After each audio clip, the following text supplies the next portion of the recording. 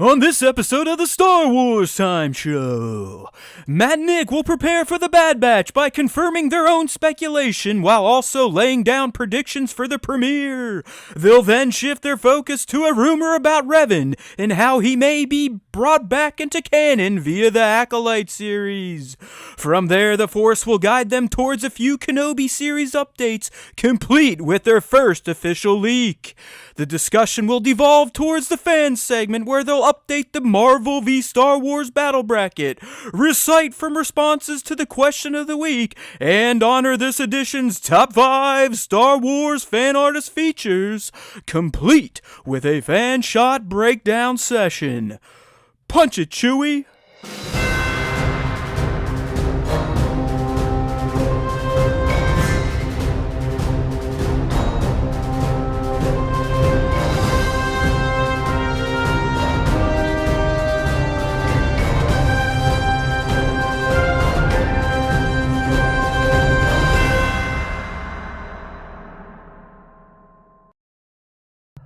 Hey now, everybody!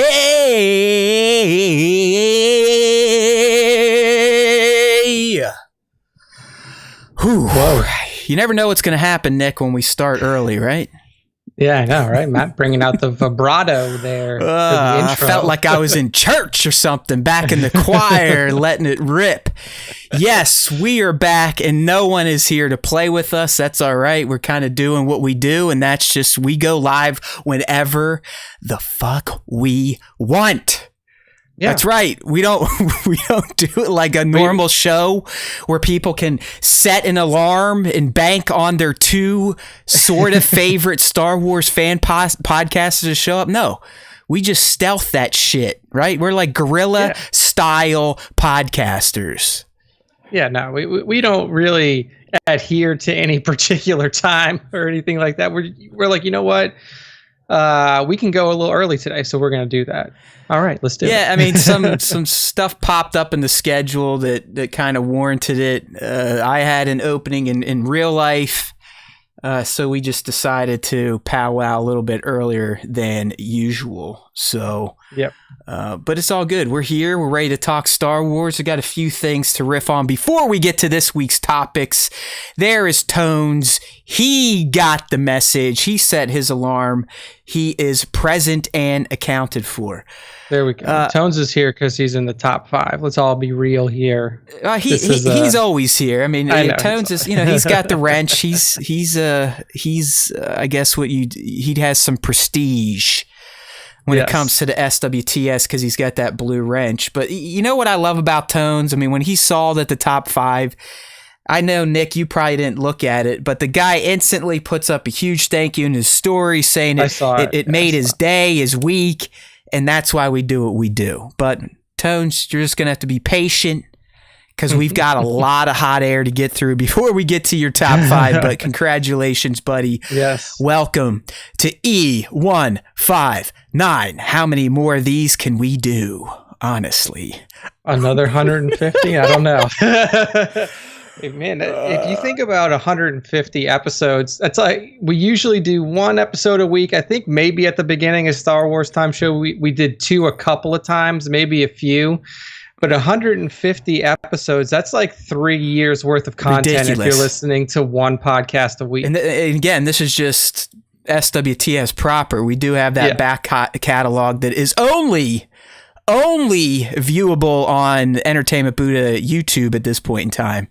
Because I've even wiped out all the old audio from those days as well. All the podcast feeds are dead too. So if you're a true SWTS fan and you want to go back to the old days where Matt and I were only doing shows that lasted 58 to 65 minutes I do remember. long. I mean, because those are the days I'd roll in after a Friday night at Buffalo Wild Wings. I'd usually had a well over a half gallon of beer, getting close to a gallon. And, I'd put the women to bed, I'd strap up, and I don't know. I mean, you really never knew what was going to come out of my mouth. I mean, I wasn't crazy. I wasn't like spewing stupid racist shit. I mean, it just sometimes I'd be like, I'd be talking like I had marbles in my mouth because I was literally drunk. One of my favorites is still, I might have had a little bit of a vapey after drinking, and Nick was just like on a tear about this trailer. He's like, "Oh, dude, this and that was great, and this was awesome, man." It was one of the first trailers for Resistance. Yeah, something like that. It's just like, yeah, it was great. It was and Nick, like I said, he's breaking it down. He's dropping some analysis, and then he throws it to me like we usually do. Like I'm sure people have noticed. If Nick and I can do anything well, it's we know when to talk and when to be quiet and when to pick up when the other one is done talking. So Nick was getting ready to throw it to me, as we call it in the business, waiting for some sort of deep thought, like an awesome opinion on this trailer, and all I could muster up was, the helmets looked really cool, dude. Yeah, I really like the helmets. It's like, all right, yeah, helmets. I mean, they look great. Yeah, he's like, okay, on to the next segment because this guy is drunk. Tone's turning 52, so he's going to be drinking some suds this weekend. Enjoy. Don't drink too much, or you'll feel like COVID, as he and I were kind of commiserating last week together. Because Nick, I know I dropped it into our Slack, but I tell you what, man, about 3 hours after the show ended last week, I got vaccination fucked. Like, yeah, smacked in the face, in the dick, in the balls, in the butthole, whatever you want to talk about. It was some of the most severe, what I'd call flu-like symptoms I've ever had. And it lasted for about 34 hours. So I did not luck out. I was one of those that got the bad side of the 50-50 on the Moderna second shot. But I'll tell you what, it let me know that I was still alive. I mean, it was fucking intense, man. I mean, there are times I'd be laying there and my joints felt like they were seized. I had extreme body fatigue, and then I'd start getting really hot. So I'd take my blanket off and I'd be like, oh, I should try to go take a pee. And as soon as the blanket comes off, then the insane chills would kick in. Yeah. So Nick, there's one time I was trying to take a piss, and those chills kicked in to the point where I was convulsing, and I became a human version of one of those cadence style sprinklers, that goes like, yeah. So I was like flailing my urine all around the man cave bathroom down here because my body was like, I had the COVID shakes, or the vaccination shakes. I don't want to say I had COVID. So here's the deal, people. Don't be scared of it. It may happen. It's a good thing.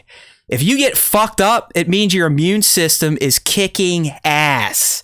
And it's making you feel like shit because it is kicking the shit out of the stuff that the vaccine makes your body do.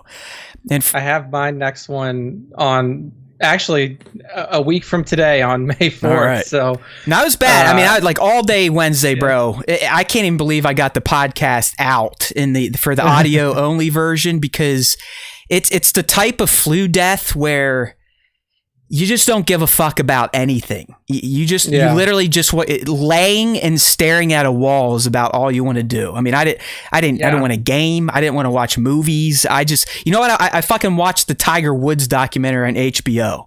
Like that was perfect type of content for the vaccination death that I had. But like I said, it just let me know that the science is working, and it really was, man. Tuesday night, the flip switched on and I was fucked.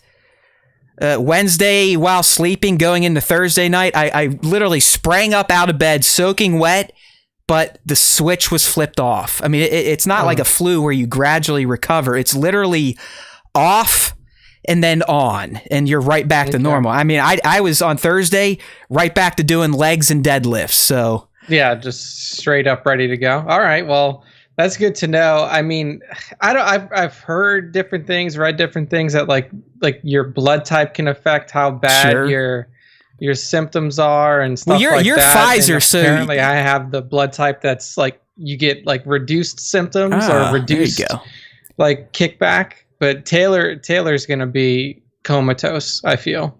Yeah, Rick Emmert, he's there too. It sounds like the Pfizer one kicked his ass. I've heard to me, I've heard at least and have read, Moderna seems to be the worst in terms of how many people are going to get hit on the second one. Pfizer, okay. Yeah, there have been reports of people getting dinged, but it looks like Rick got blasted by the Pfizer. But in the end, that's what I have. It's fucking working, people. Don't be scared of it. Get them. The science is legit. These people, and I have friends like, oh, I don't trust it. It's like getting the iPhone Gen 1. I'm like, what are you talking about? It's like you do realize that the iPhone Gen 1 was a perfectly usable and good phone. It's not even a good comparison because, first off, how can any human, unless they are a biologist or an epidemiologist or a medical doctor or someone that works in the field of vaccination, how can they know that they can't trust something with zero background in the field? Okay? And a lot of these people, Nick, I've seen them ingest or inject shit that came out of like fucking cars at a gym, at a seedy parking lot. So it's funny that now with science, like, oh, I don't know, I don't quite trust. Oh, but you trusted all that other shit we did when we were 20. Who snort coke that people pull out of their underwear, and they're like, I don't know if I can trust this vaccine that's been developed over the last year and a half. GHB out of Muscle Mag back in the 90s. They sold GHB as cleaner out of Muscle Mag as cleaner, and I would drink it. Okay? Yeah. So you're never going to hear me poo-poo science. But I actually did read what the mRNA vaccines do. It's fucking rad, man. I mean, it's just like, that's the other thing. Oh, they got it done so quick. Hello? It's the 21st century. They had like $16 billion and most every scientist working on this. It's going to go quick, but here's what it does real quick for those that are uninformed who choose to not be informed. All the mRNA vaccines do, and this is just so brilliant, is they tell your body, because RNA again it's in our system, it's messenger DNA. It takes the DNA and actually starts coding stuff and building. So what the mRNA does is they figured out a way for it to tell our bodies to make a protein that is on the COVID-19 virus. All right, it's just a protein. It's not part of the virus itself. It's just a protein that helps COVID fuck us up. So the scientists are like, I bet if we just get humans to have their bodies create this protein, their bodies are automatically going to fight it because it's foreign, and that should simulate what a traditional vaccine would do, where you'd actually, you'd get a little dead chunk of virus or DNA of a virus in you and have your body fight it. But that's not what this does. It's all it does. It tells your body, all right, make this shitty protein and kick the fuck out of it. Yeah. So if you do get COVID, it's going to see that protein on it and it's going to launch the troops. Yeah. Pretty fucking straightforward. mRNA virus or antiviruses vaccines have been like in development for a while too. Like if you look, really, like you can have an mRNA like case. So like you can just have like the base vaccine itself and then insert whatever protein that you need at that time. Yeah. And the reason that they were developing those is because they're easier to develop and they don't require, like, you can basically have the same baseline vaccine for everything and then just insert whatever you need into like the protein. Yeah, it sounded like some pretty brilliant science to me, but hey, what do I know? I just read. I'm a fucking stupid college professor, but that's why I do read and educate myself. So there's that. Get vaccinated, people. If you don't trust it, go talk to someone that actually knows something about it. Not your family members, not Facebook, not social media, not your own intuition. All right? Yeah. Because that doesn't count. I mean, half the shit we eat at restaurants or from the grocery store probably has more mutated science in it than what's in these vaccines. All right, so this is not the vaccine show. This is the Star Wars time show, motherfuckers. So we're going to talk some Star Wars. But before we get into this week's topics, I've got an update on my Clone Wars chronological. And no, it's not a bitch fest like last week. Although last week, those episodes did deserve that. Even though I forgot. It was funny, Nick. I bitched about those episodes. Then a day later, someone on Reels or TikTok put up a video montage of those episodes and how the middle one has a direct homage to Luke's rescue of Han and Chewie and them in Return of the Jedi, with R2 hiding lightsabers and Anakin tipping to him and all that fun stuff. They're still shitty episodes because Jedis were pretending they weren't Jedis for way longer than they should have. But this week, it's more of like just a cool little Easter egg that I forgot about or didn't pick up on the first time, but I did now. I'm in the midst, Nick, I don't know if you remember, it's a 4-episode arc where Obi-Wan Kenobi becomes a bounty hunter to infiltrate the ranks to figure out a plot against Palpatine. Yeah, I remember. So first thing I want to say is this arc is one of those beautiful arcs for how the Jedi Masters fucked Anakin Skywalker's head up themselves. They drove him deeper towards the dark side, even though we do not get that in the movies. Why, you ask? Well, let me tell you. The entire plot to fake Obi-Wan's death and have him take on the visage of Raku Hardeen was completely cooked up by the Masters, including Obi-Wan, with the caveat that they don't tell Anakin so they can sell the death. All right?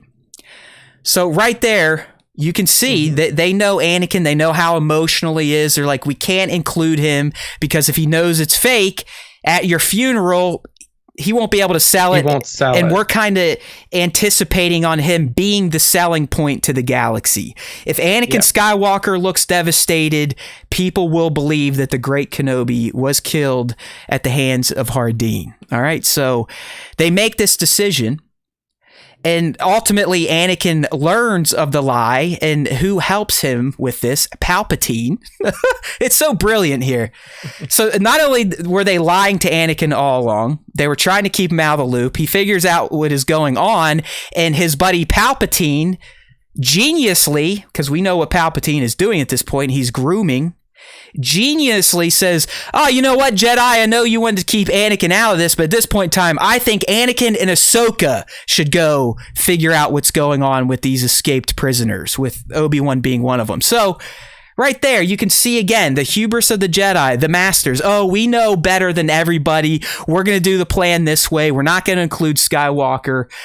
But what that did is it, again, eroded his trust with the Order, while building up his relationship and trust with Palpatine. So thank you, Clone Wars cartoon, for doing expertly what the movies could not. So that's point one. That's one of the best arcs one of the best points of this arc is it just shows how shady they treated Anakin. For good reasons or not. I could see the initial lie to sell it, but after that, you probably should have let him in, because now you just, again, like I said, you're burning that bridge, and you're also allowing him to snuggle into the warming and comforting arms of Palpatine. Bad. But here's the cool part, Nick, and we'll move on from here. And this one, like I said, I was just watching it. I had no recollection of this moment from the first 2 or 3 times I've seen this. But in, I think it's S4E15, so the very first episode of this arc, it's called Deception. Obi-Wan, changes his appearance. He ends up in prison. He's working on this, what's his, Moralo Eval character. But while he's in there, he calls back to the old folks' home, as he calls it in Attack of the Clones. At least that's what it sounded like to me, right? Is that what it sounded like to you? Yeah, that's what it sounded like to me too. Send carry the old folks home. Yeah. So anyways, Nick, and I know I'm really building this up to be something special, and it's probably not going to be. But as he calls Windu and Yoda, he's using the code name of Ben. And I thought that was a very awesome nod to his code name that he fully adopts once he becomes an exiled Jedi on Tatooine. Obviously, he fully assumes the mantle of Ben Kenobi, old Ben, crazy old Ben. So I just thought it was cool that, Kenobi, even back during the Clone Wars, for some reason, was using the code name of Ben. Do you think that, this is just like another piece of speculation thought. I mean, like, he had to be a kid at one point before he was brought to the Jedi Order, Right. and I guarantee you they did not give him the name Obi-Wan as a born little human baby. Do you think that he was just born as Ben Kenobi? Yeah, I don't know. I mean, that's a good question. When the Jedi adopted him, they gave him the name of Obi-Wan. It's a good question because I don't know if Kenobi's past is canonized. I know there have been stories on it. Maybe they're even fan stories, but I don't think he was abducted or anything. But he definitely was taken at a very young age. Yeah. For some reason, I feel like he was on a farm planet. I don't know. I could be completely hallucinating. This could be from a bad trip or something. I don't know. Yeah, I mean, Kenobi's one of the characters that, like, so much has been like told about him in old canon and in new canon and stuff like that it can get kind of like. I don't remember the order. Yeah, it's hard to track. I don't know of the order giving new names like the Sith do. Ahsoka, yeah. I mean, she was in it from a little kid, and she's always been. She's always been Ahsoka, so. Yeah. Dude, even when I was little, and this makes no sense, but I was little, so of course nothing made sense. But Obi-Wan, for some reason, lined up to Ben to me. I don't know why. Like Obi-Wan and Ben, like Obi-Wan and Ben, beginning. Obi-Wan and Ben. Sure, like you were like, it's like, oh, they're the same person. They're the same. Right, like I thought that was like his middle name or some shit, like Obi-Wan Ben Kenobi, something like that. It's like his middle name, something like that. So I don't know. I just thought that was a cool little nugget. It was neat to see him using it on a secret mission, and then obviously with the foresight of who he ultimately becomes and who he dies as, right? Because, I mean, to Luke, he's always been, right? I mean, does Luke even, I guess he calls him Obi-Wan here and there in Empire. Towards the end, like, once he, like, I think it was, like, in ROTJ, he refers to him as Obi-Wan when he's asking, like, why didn't, you didn't tell me this. Well, because even in Empire, when he's dying on the ice sheets of Hoth, he's like, Ben! Yeah. So he was born. So Kenobi was born on the planet Stew-Jon. Yeah. Okay. There you go. Like I said, I mean, Stew-Jon, is that real? I mean, no. Stewjon. Gotcha. That's appearances. Age of Republic. Kenobi 1. Star Wars Journeys Beginnings mentioned only. This is canon stuff too. Okay. Well, yeah, because I don't know. Well, I know there was an Obi-Wan and Anakin comic run of when Anakin was a younger Jedi. There, all right, at some point. Okay, so that's probably where you're getting at. He mentions, like, this is where I was born. Got you. But yeah, they don't mention that his name was Ben upon birth. Yeah, I don't know. I mean, obviously we know why it was in Clone Wars. Why did George decide on it? Who knows? But Obi-Wan and Ben are about as synonymous as they get, at least to me. So I like that nod. In the Clone Wars, again, that was season 4, episode 15. It's the first episode of that 4-episode arc where Kenobi becomes Rako Hardeen and kind of infiltrates the bounty hunters. He's working with Cad Bane again. Oh, the other note I had in our Slack, because I know Nick probably just thinks I'm hammered and sending cryptic messages. But when they're in prison, Cad uses Boba to help break them out, and Boba has already aged like 10 years. Yeah, you said it's crazy because aging is just we got to remember, people, the Clone Wars was 3 years long. That's it. Yeah. It only takes place between episodes 2 and 3. That's what I mean. Like we saw the end of Clone Wars proper. It's like right at the start of 3. Exactly. So episode 3 and Clone Wars season 7 literally butt up to each other all the way through Anakin's betrayal. And beyond, but still, the Clone Wars themselves, you had Attack of the Clones kicks them off, Revenge of the Sith ends them, so it was a very short period of time. But Obi-Wan, again, an unmodified version of the Jango template, went from being a standard clone boy in season 2 or 3 when he gets arrested to a fucking teenager. I mean, like, he hits like a big growth ridiculous spurt. So I'm not saying, I mean, it's technically not out of the realm of possibilities, but Nick, there's a point I'm like, is that Boba? Is that Boba in the jail? Is that even really Is that him? Boba? And then at the end, Cad's like, oh yeah, I paid the kid to help us out. So it's like, well, yeah, then it's fucking Boba Fett. Jesus, that dude shot up in jail. I don't know what the hell they're feeding them in those Coruscant prisons, but Jesus. I mean, that dude probably grew a foot to 2 feet and went from a true adolescent to a late teen is what I would say. In about the matter of a year's time, if that. Yeah, I don't know. It's always weird to think about Boba Fett and like how he essentially like he's a clone, but he's not didn't have the same aging thing. Like we see him as a kid, and then I mean, if you think about it, like we see him as probably what do you think? He's 10, something like that when we first see him in Attack of the Clones. Yeah. Yep. But then like 19 years later. We see him, I mean, you could say like 19 to 22 years later, we see him in ESB. And like, yeah, you never get a look at him, but he is like you're supposed to believe like he's essentially a grizzled veteran, like, you know, he's probably a 29-year-old dude at that point in time. Yeah, I would say he's not even 30 years old yet. You could argue that he's sub 30 or right at 30.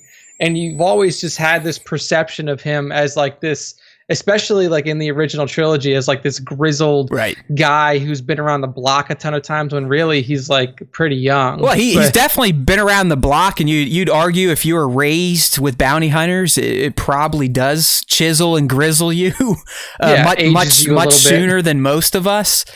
But yeah, Boba is not that old of a dude in the original trilogy at all. So no. He's probably, I mean, like if you think about it, he's only 10 years older than Luke, if that. Right. Yeah, I mean, he's like Han Solo's age. Yeah, 10, 12 years older in that than Luke, range. Yeah. All right, so there's your update on my chronological rewatch. I have a feeling I'll be done with season 4 coming up. I love the Clone Wars. Been loving the chrono version of it, the chronological that is. But you really can see, Nick, you know, season 1, it's a little sketchy all around, just animation, stories. 2, there's improvements. 3, there's drastic improvements. 4, it's like, oh my God, now you can really see they're hitting their stride. Actually, amongst these episodes is the first Bo-Katan introduction episode.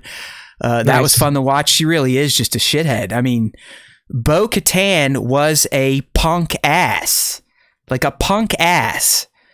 She wasn't just fucking around with Death Watch for fun. Like, she was second in command to Pre Vizsla, was fucking with Ahsoka. I mean, just not a good person. I forgot that episode. I mean, they like basically her and Pre Vizsla in the Watch, they burned down a village that they've already invaded and taken their women because the village is like, can you please just be nice to us? So Pre Vizsla's like, yeah, we'll move out at dawn.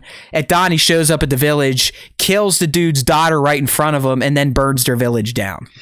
That's Death Watch for you people. Like these fuckers, like, yeah. And that's who raised Din. That's Din's boys. Yeah, that's their guy. Like, I mean, they truly were the fringe aspect of the warrior culture on Mandalore. Jesus. But all right. The other thing I have before we get into it, Nick, and it's not Maya. It's this right here, and this is just a PSA for Star Wars fans. I saw this pop up right before we went live. The only reason I'm sharing it is because it comes from our buddy Hamill, Mark Hamill. And it looks like a May the 4th Be With You event live from USC. It's looks like it's sponsored or hosted by RW Quarantunes. I don't know who the fuck they are, but I think they do good things for charities if you're into that type of stuff. Children's charity. And Hamill will be kind of joining in the festivities. So I would just search it. This is a USC event, May the 4th Be With You. So you can probably find details from that. I'm sure Nick will throw it up in the post body shell when we put out the cast on Wednesday for its audio only debut. But I just wanted to get that in front of Star Wars Nation. Yeah, go listen to Mark Hamill talk to some people and support a good cause for children. All right, speaking of good causes, hey, I love that transition phrase. We got a rumor here that I know, Nick, we've kind of touched on the idea of this, Yes. Your buddy Corey Van Dyke with the Kessel Run Transmissions outfit. When he throws something out there, people seem to love it. It sticks, goes viral. We actually get legit set leaks from Kenobi, and no one gives a flying fuck. I was telling Nick before. I mean, I don't know if fans knew this, but we got our own set leaks. We posted them. I'm thinking it's Kenobi's hut just based on the structure. It's as if it was a toxic story because we got it first. It didn't, like, the image didn't show up on Reddit where we usually look for leaks. It didn't show up anywhere. And I was telling Nick today, like on Reddit leaks, they put up a leak of the Andor set. It's like a parking lot with a truck bed and a spherical set piece on it. They put that up, but no one shared the Star Wars Time Show Kenobi set leak, which, again, we're going to get to it, and I think it's Kenobi's hut, but it's just like, what the fuck? We touch it, and it gets cancer. Kessel Run's transmission throws out horse shit, and it goes viral anytime they post to social media. But here's what they're saying here. I don't know if this comes from their quote unquote fake sources, but Revan is to start appearing in canon material. A new focus on Sith Lords to begin in canon, starting with the Acolyte. I guess he debuted this with another pissant podcast that probably gets more listeners than we do, but hey, I just think, and I'll end it here, my little woe is me bullshit.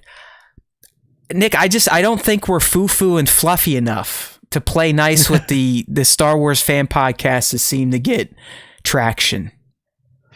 I don't know. I don't listen to their content. Like I said, I don't really listen to Star Wars fan content outside of this show, outside of our own show, and I only listen to our own show to critique how I'm talking on the show. Good man. So it's not like I don't really intake any other fan content because I don't really care about it. I'll tell you a funny story though. I think it was Johnny Osage. He's like, hey, when you guys are on there bitching about KRT and all these people, I was like, I thought you were maybe just being hard on them. But he said, I tuned in to one of their broadcasts, and he's like, you guys are right. It's pretty hard to listen to. I said, all right, thank you. I mean, I mean, we sit up here and I pick on them probably more than they should. I mean, I'm not that big of a dick in real life, but, sometimes if you pick a fight on the internet, you might get some clout. Clearly it hasn't worked because they blocked us immediately. Yeah, they just blocked. But yeah, in terms of entertainment, we win. In terms of good speculation, we win. In terms of leaks, I guess they win, but they've hit 1 out of 1,000. So, Yeah. I mean, I don't know. I don't really pay attention to them. Like, it's like I'm not going to stress myself out over like they have more viewers or followers or whatever than us. Like, they got juice from Jason Ward, which always helps because he was the biggest leaker in Star Wars universe before he turned out to be a creepy internet guy that everybody has since shunned. He really is. Like, and then when Reddit kills you, took dead. over his juice. Yeah. Like. No, I get it. It's just funny how we actually had some juice this week and it was sour. But yeah, I mean, I don't know. It's just one of those things where like I feel like people are kind of have bucketed us into like a fan community, artist community kind of podcast, and like there's just not as much interest in that as there is in people who are leakers, I guess, Hey, I'll tell you what, so, we may be something that they are not, but we're fucking good at speculation. Just see my crosshair breakdown, you motherfuckers. You spoiler shits on Instagram. Spoilers. I told you weeks ago that Crosshair was going to break before we even had confirmations because I know my shit. I don't need a fucking inside source. I just need a brain. Yeah, you caught that purely off of the trailer that they gave us. Thank you, Nick. Thank you. As well as the Omega clone, probably female, probably Django. I had all that. No one had to fucking hold my hand and tell me. But here we go to this Revan thing, and why? While it may, hey there, hideous, you motherfucker. This is another one. He warned me that second shot was going to kill me. And I was like, I'm 40. I'm a tough guy. If anything, I'll be able to handle it. No, he was right. It's fucking death. But Nick, Sith Lords to be recanonized via Acolyte, I do not think is far off. Here's the deal, though. and hopefully they address this and they're not misinforming their fans. If they do use the Acolyte to re-canonize the likes of Revan, Malak, Bane, Plagueis, those, I mean, I know some have been quasi-recanonized. It's all going to have to be flashback or hologram based, right? Because Acolyte is not set during the timeline of the great Sith Lords. We're talking thousands of years of difference. Yeah, so that's kind of the way that I positioned it in our article on StarWarsTime.net, is that given the High Republic era, which is when this takes place, like the Acolyte is going to take place in the High Republic era, which is roughly 200 years before any events that we see happen. Before TPM. I think you're spot on. 200 years up to TPM. Yeah. So, what we know of this era so far is that it's an era of expansion, like galactic expansion, in terms of not really like discovering new planets, but like people, like, you know, the Jedi know that there are planets out there and they're trying to forge their way to them. They're building new hyperlanes, or they're opening new hyperlanes out to these outer rim planets so people can get out there and make a life for themselves. And to me, if you do have a Sith presence, which is very possible considering that the Acolyte's going to be taking place during that time, like if there is a Sith or dark side presence out there and they're doing the same thing, like forging their way into these planets that were hard to reach before, where the hyperlanes have been shut off or anything like that, then it's very possible that you get into a situation where these Sith Acolytes or these dark side followers end up on a planet like Korriban that's been, you know, untouched, or that hasn't been visited for 1,000 correct me years. if I'm wrong, Nick. At this point in time, and we'll go with High Republic time, the Sith were considered to be extinct, right, by most of the galaxy. Basically they were gone. Right. Yeah, because I mean, like, dude, the Phantom Menace is literally the Sith have returned. Like it's not until the Phantom Menace that the Jedi realize that the Sith are back. Yeah, and I mean... And that's 200 years after High Republic, so... Yeah, so, I mean, and so far as we've gotten in the High Republic, through the comics and through the novel series and stuff like that, there's no mention of Sith. Your primary antagonists are the Nihil and the Drenju. So I think you're spot on. I'm thinking the Acolyte is probably going to be a disenfranchised Force user, right? Yeah, who probably could be just like one of those shadow Sith that are waiting to something like that, you know, playing the long game. And maybe they grab the Acolyte and bring him in. They're like, and it's kind of like the Chester the Molester or a Flasher, like, hey kids, look what I got, you know, like, hey Jedi, look what I can do, and then they start slowly going on a journey of discovery through Sith lore, Sith history, Sith artifacts, because we know the Sith do the best at passing their essence, their spirit, their form into objects versus the Force itself. Yeah, exactly. So I could 100% see characters like Revan, Malak, Bane, Malgus appearing in visions, in hollows. Hell, holocrons themselves that they may find in these hidden Sith or dark side temples. I feel like there's going to be a lot of that in the Acolyte, where you're going to see, I think you're going to see finding information about if this is true, like finding information about these Sith Lords from both sides, from like the dark side followers that are like going out there and trying to find it. But we also know that there are going to be Jedi outriders, basically, like, you know, Jedi outlanders who go out into these unknown regions and explore and try to find information. Yeah, and if that's the case, that's what I mean. Even one of them could get seduced and become the Acolyte. Yeah. I really think the Acolyte itself, I mean, let's be real, it's probably going to be female, but that's okay. I do think she will, or the lead is going to be a Force user, probably leaning Jedi, if not trained a bit Jedi, who's going to have a little bit of that Skywalker angst, a little bit of that curiosity to them. And like Nick said, maybe some shadow spirit, maybe some Sith from the ether through an artifact itself, reaches out and affects this candidate and pushes them over the edge. And the Acolyte, to me, Nick, is going to be the driver for the return of the Sith in new canon. It could be it could be tied to Plagueis and then on to Sidious, because we're not too far from the Plagueis Sidious training, right? Era. I mean, Sidious fucking died with Tross now at like 140, I believe. He was like 139 or some shit. Whatever form of that he was. So I'm not saying it's going to be Sidious 200 years back, but it could be Plagueis, or it could be Plagueis' master, and we're going to start to see that chain towards the ultimate Sith in Sidious himself.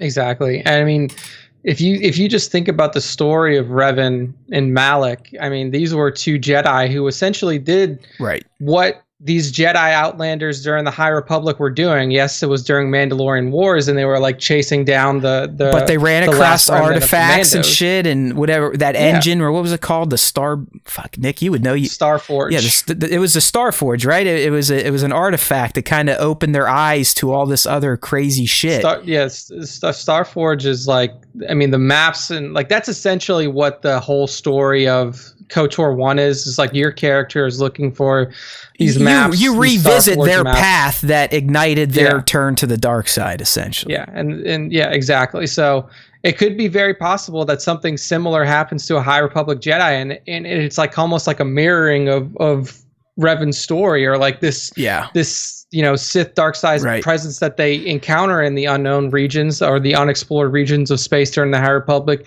Says, gives him this tale like, hey, you are very similar to the great Jedi. I just think that there's so much potential to use Acolyte as a direct tie-in to modern Star Wars. Yeah, but it's also a great way to tie back. It's a great way to bring in the old and the new. Right. So like pushing forward with, like you said, Plagueis and Sidious, and moving into future Star Wars from that time. Right. So to show how our dark side people came to be and how they were able to come to power even with the rule of two. I mean, there's so much potential to, and it doesn't have to be all Sidious. It could be one or two prior Sidious, but laying the groundwork of how Sidious was trained by Plagueis and then trained Maul to Dooku to Skywalker. It would, and Nick perfectly summed it up. Not only would it help bridge in that really ancient expanded universe content like the KOTOR years, but it's going to bridge Disney's High Republic and give it a stronger connection to the Star Wars that a majority of fans, clearly love. And High Republic hasn't quite captured the imaginations of everyone. That's fine. You're not, you don't have to like all Star Wars. I mean, I tend to at least try all Star Wars out and then make an opinion versus just looking at something and going, meh. But you never know. I mean, Acolyte could be the thing that finally shoots the juice into the High Republic for a lot of people and might spurn them to be like, hey, maybe I should go read some history about the High Republic to see how we even got to the Acolyte stage. Because the Acolyte truly is the handoff. It's like one of the end or the very beginning of the next era, which I don't know what's after High Republic, what they call it, they've changed it so many fucking times now. But it's like the beginning. It's like the age of the Republic, the age of Jedi or some shit like that. But they've changed the name so many times. So question from the chat, Big Amish says maybe it's Barris. Probably not, just because it's too far. Right. I mean, we're talking. I think Acolyte is going to be 200 years. 200, 180, 190 prior to that. Barris could 100% and probably should have some play in the Bad Batch, and we can kind of talk about that coming up, because we're going to do a couple predictions for the premiere, not the whole season, just the premiere, because I actually think the premiere, the fact that it's 70 minutes long, is going to cover most of what we saw in that last trailer. So we will talk about predictions as well as the predictions that fans laid down for this week's fan question of the week. But I don't know. I dig this. I see the potential. I think it makes perfect sense if you do want to recanonize the likes of Revan or Malak or Malgus. Acolyte is a perfect delivery vehicle to do so. It really is. Yeah, it is. So I'm actually excited, and I can buy into this because it is it's another one of those areas that there's just a lot of exploration and questioning happening in the Force and in the galaxy. So I'd be excited. I hope this is true. You know, I would really love to see these old ancient Sith lords recanonized. What if they got Keanu just to do a hologram with the mask on? Dude, fucking do it. Like, he wouldn't even need to be there. He just needs to do a voiceover. Yeah, he just goes, whoa. Yeah. Whoa. It's like, whoa, bro. Whoa. The fucking Force is way bigger than I thought, man. And then Station! And then that's it. And then there you go. You got your Keanu Revan right there. But I'm excited for the Acolyte. Like, I like expansion of Star Wars, and you know, sure, whether it be towards the past or into the future. And I know that a lot of people out there don't like expansion of Star Wars, and they just want to tell the same stories or not tell anymore. I mean, I'm essentially a reformed anti-expansionist, if you think about it, right? Yeah, because I did not like the original expanded universe after Lucas, because I really felt like if it's not Lucas, it's bullshit. And this is young Matt. Like, I was even angry back then. It's like, hey, Truce and Bakura, hey, it looks neat, sounds neat, but fuck you, your name's not George Lucas. And that's how I approached it. Whether he signed off on it to get paid for it or not, he wasn't writing the story, so I was like, it ain't fucking real. But I've gotten into it. I like the KOTORs. I'd like to bring that stuff back. I love the High Republic comic. I might have failed on the book, but that's just me in books. It's not necessarily the content. So I'm with you now, Nick. I do like things expanding out, and I'd say comic books are the best for me because you get some killer looking art most of the time, some unique stories. You get first person perspectives you're never going to get in traditional mediums of TV or movies, and there's not a lot to read. So that's how I enjoy expanding my Star Wars, is through the comic book medium. Speaking of, we get finally a new Vader's coming out this week, so look for that video coming soon. But I'm excited because this is the one where he's literally riding on the back of a space slug into the Exegol Darkside Temple. So yeah, I can't wait to see. Slugs are always the best can't wait to see what regions. he's looking to do there. So, all right. Well, here's this next one, Nick, got us a little bit in trouble on Instagram because people were a little sour over, I guess, no spoiler warning. And honestly, we talked about this last week on the show. I just wanted to kind of bring it back in to kick off our Bad Batch segment. We know the Bad Batch premiere is coming next week on Tuesday, May the 4th. It's going to be 70 minutes long, so you're looking at it close to 3 episodes almost in length. I think it's going to be action-packed, and it is going to fully kick off what will become Bad Batch in episode 2 on Friday in terms of the main story. But like last week on the show, we kind of got that confirmation that, spoiler, Crosshair is going to break bad. All right, I've been saying this before any of the leaked Black Series boxes were coming out, the Lego sets were coming out. I watched a trailer. I used my Star Wars acumen, my damn near level Star Wars genius IQ to speculate that Crosshair was going to turn.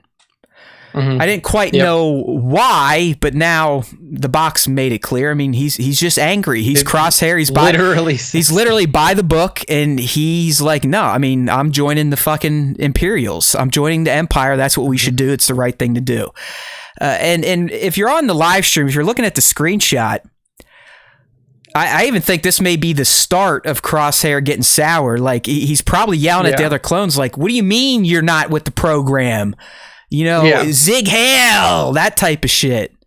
And actually, the Reddit post is deleted now. I mean, the post is still there, but they've actually removed the image. Yeah.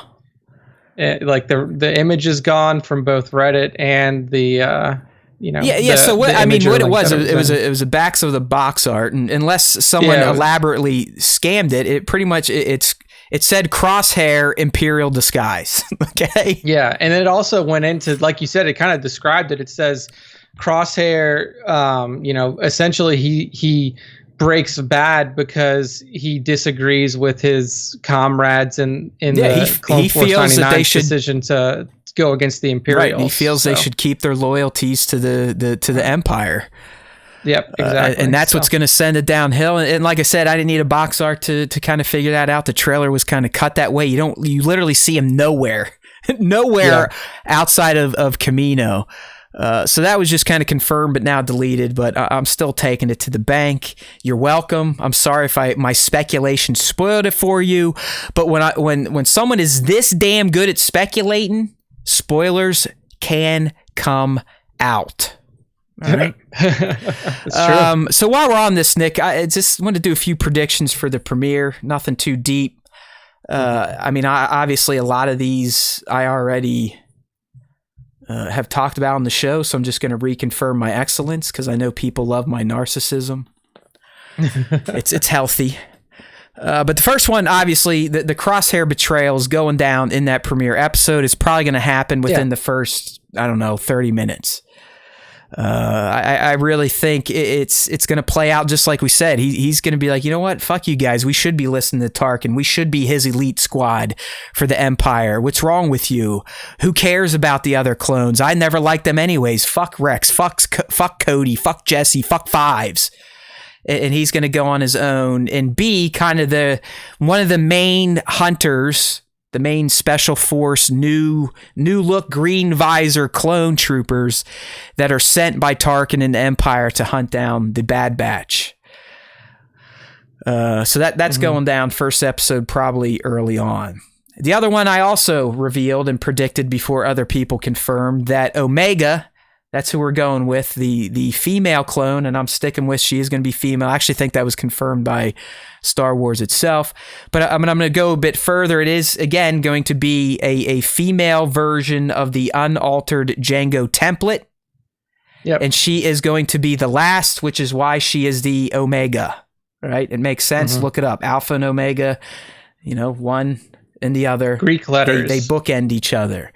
I believe Omega will go on to be key to the live action franchises. I could see at this point in time a storyline developing to where Omega and her brother Boba find each other. Okay.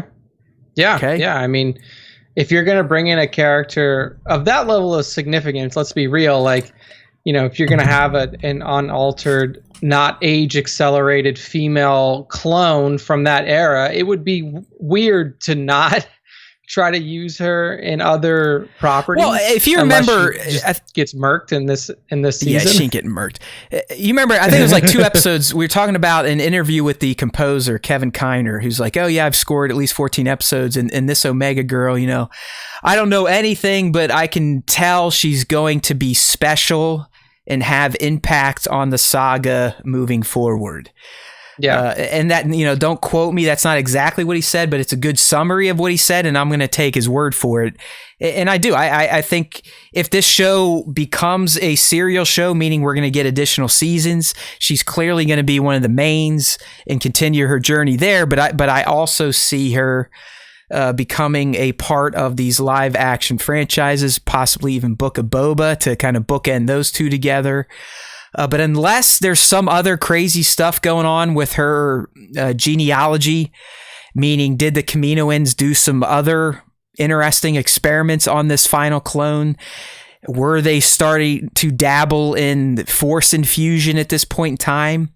I wouldn't be surprised if she was special beyond just being the final Jango template clone.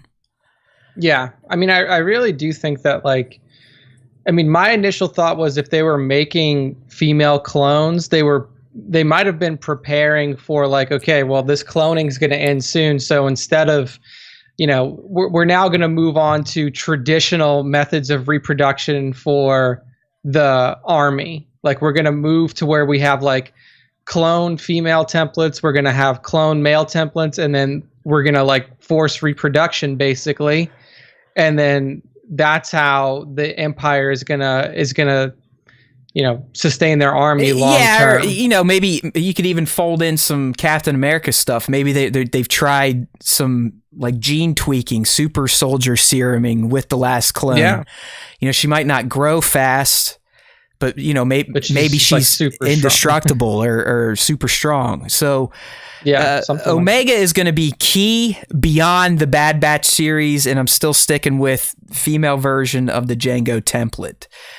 I want to address the chat. I like the question here from our buddy Joe. Mr. 4 Inches is always fine.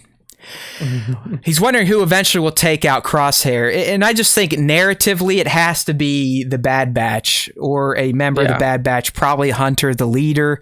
I would assume Crosshair is probably going to get at least 1 or 2 of the Bad Batch, take him out himself. I could see Wrecker sacrificing himself to save somebody at the hands of Crosshair.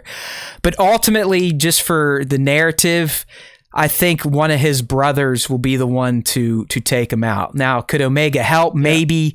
But I just think poetically, if you want to go down that route, they're going to have one of his brothers, probably Hunter, take him out. Or maybe even Echo, the new one, the replacement. But I just got to imagine that like that's not going to happen for a while, though. Like his death, and then especially if it is at the sacrifice of multiple of his brothers, like it's probably not going to happen until either at least the season ends. Oh yeah. I don't think that they're going to kill any of the core Bad Batch. Does anyone know if this has been greenlit for multiple? Is this a show or is this a just one-off series? Special right? Is this like a Kenobi or a Mandalorian?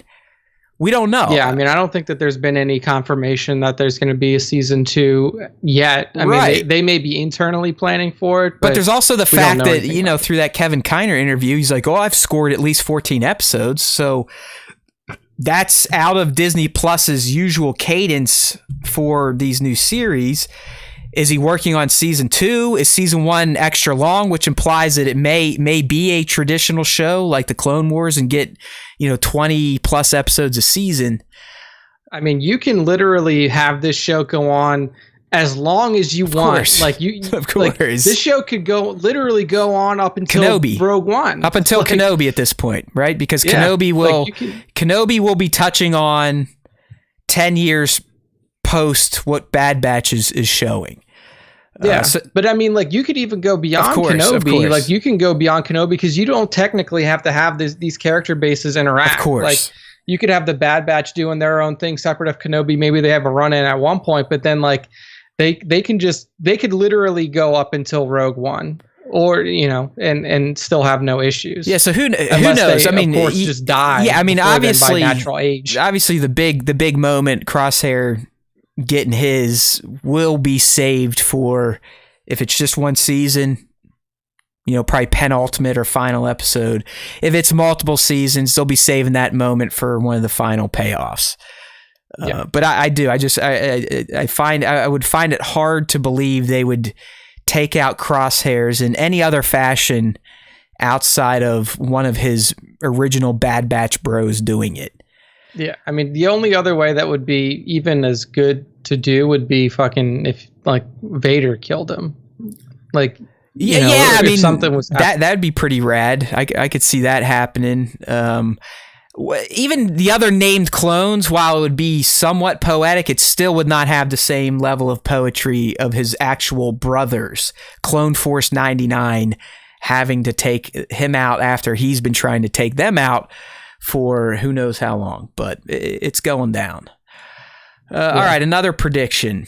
I believe in the premiere, they're already going to run into Captain Rex.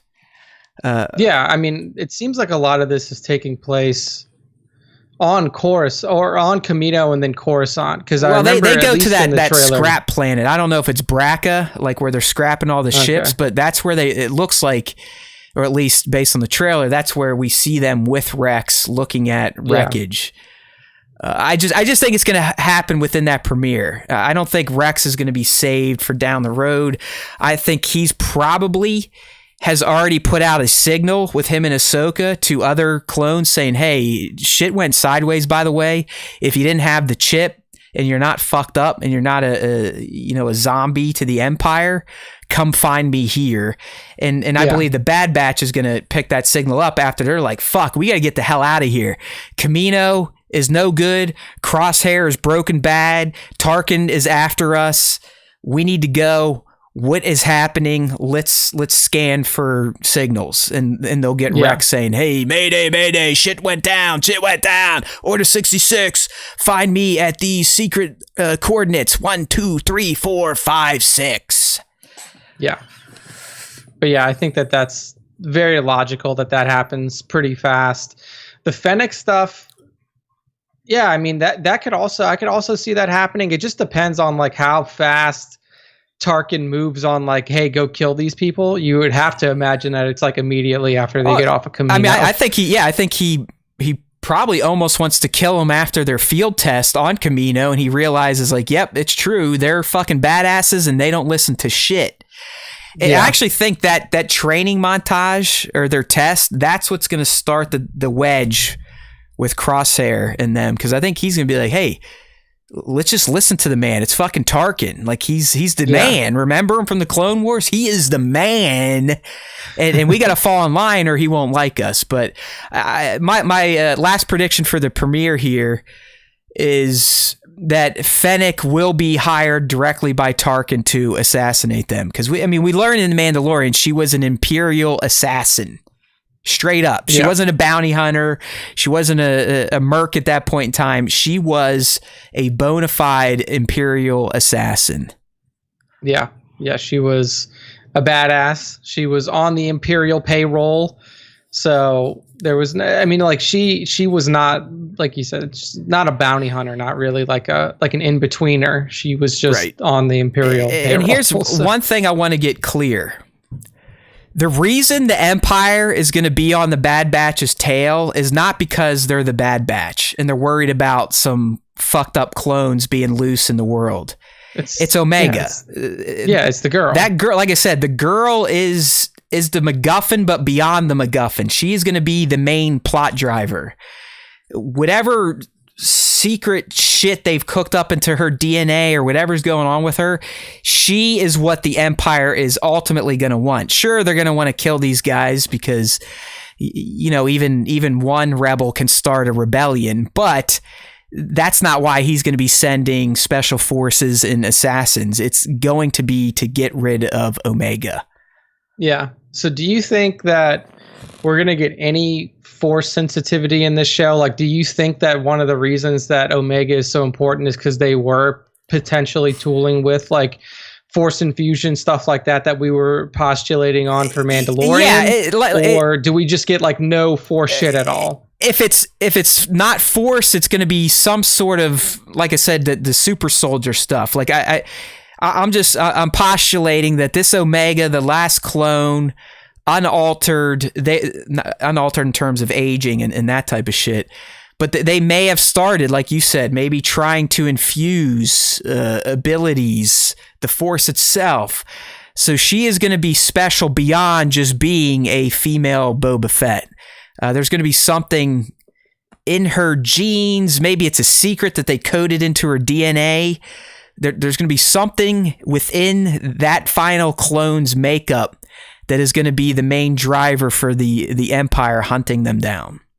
Yeah, I think so. I mean, there's no way that it's just like, well, she's a girl, and that's the only reason that they want her. No. I think I don't know why, but this crystal little tiara that she has or whatever. Well, apparently that's the Omega symbol or something like that.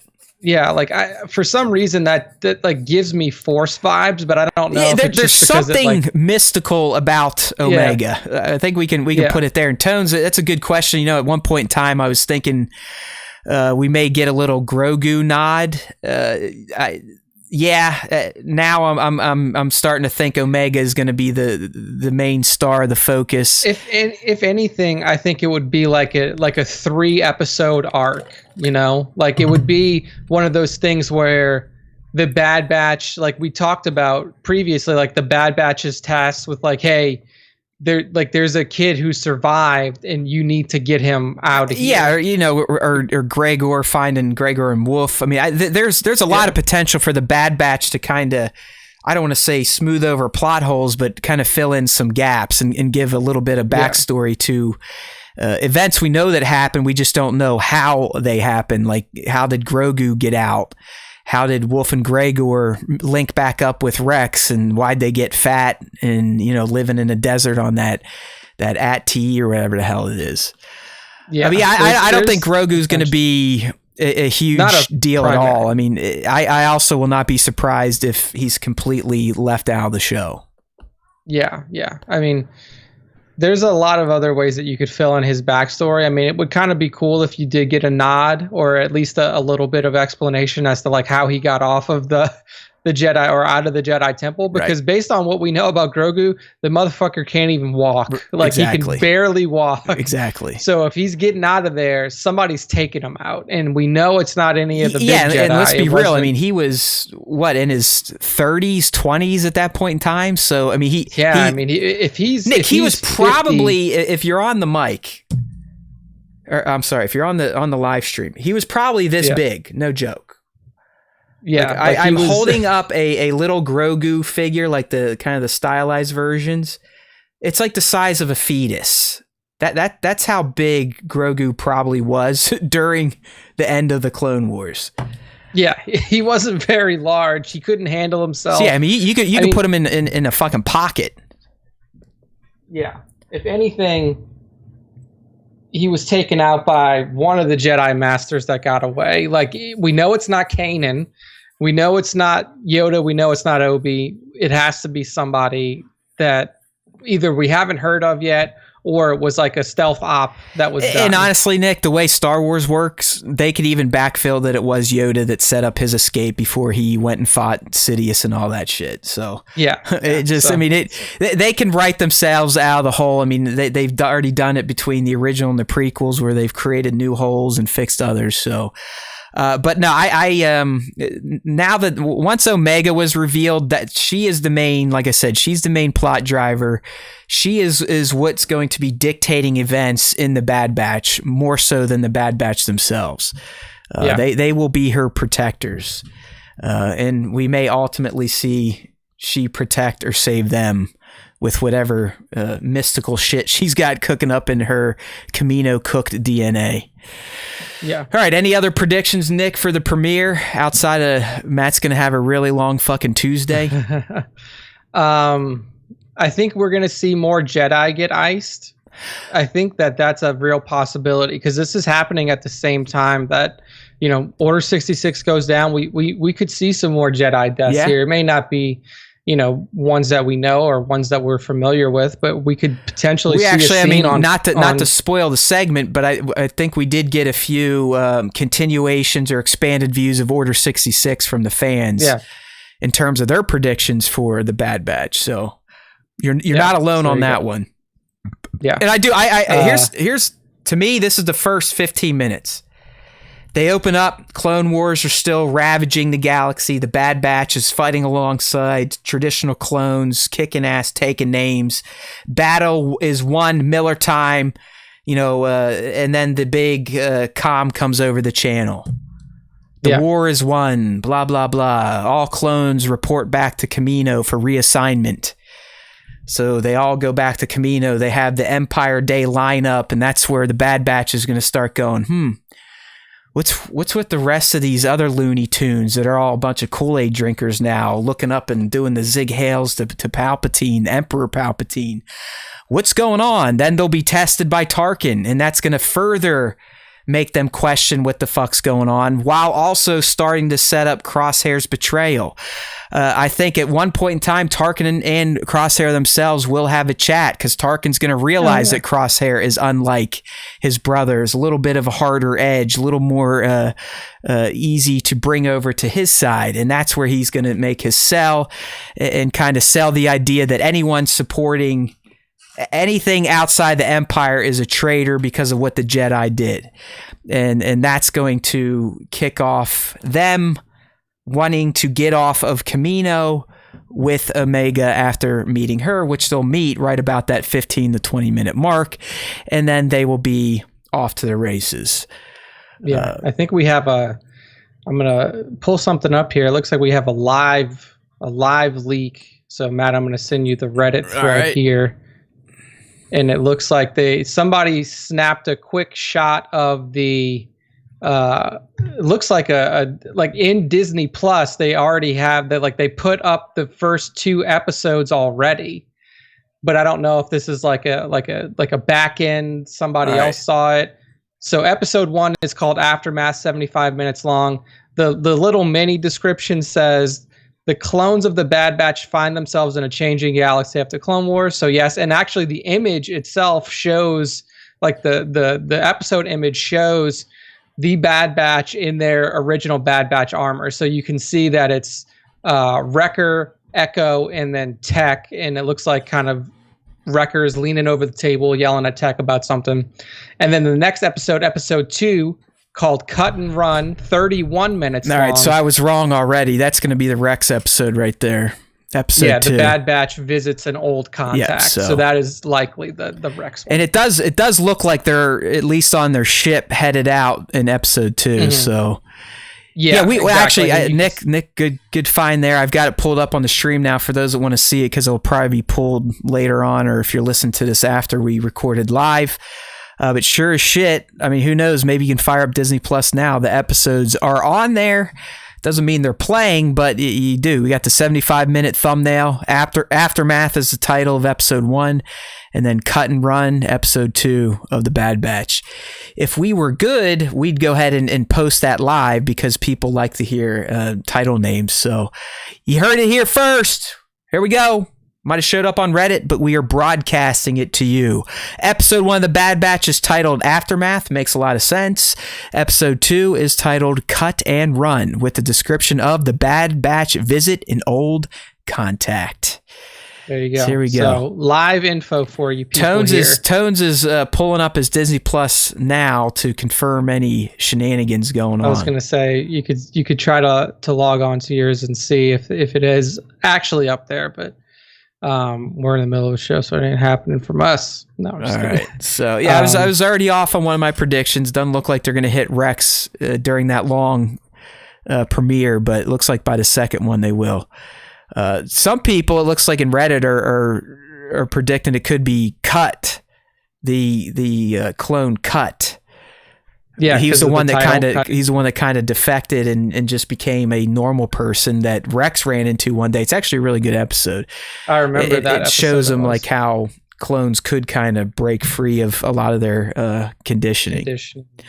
Yeah, I mean, that's a good call, just purely based on the fucking episode title. So good stuff there. All right, well, I mean, that gave us a little more clarity on what we're going to see in the first episode, but I think for the most part, my synopsis is on the nose. It's predominantly going to be them ending the Clone Wars, seeing what's happening post-Clone Wars, getting itchy over the direction of the clones after the Clone Wars, and then obviously learning that Omega is special and needs protected from the creeps of the Empire.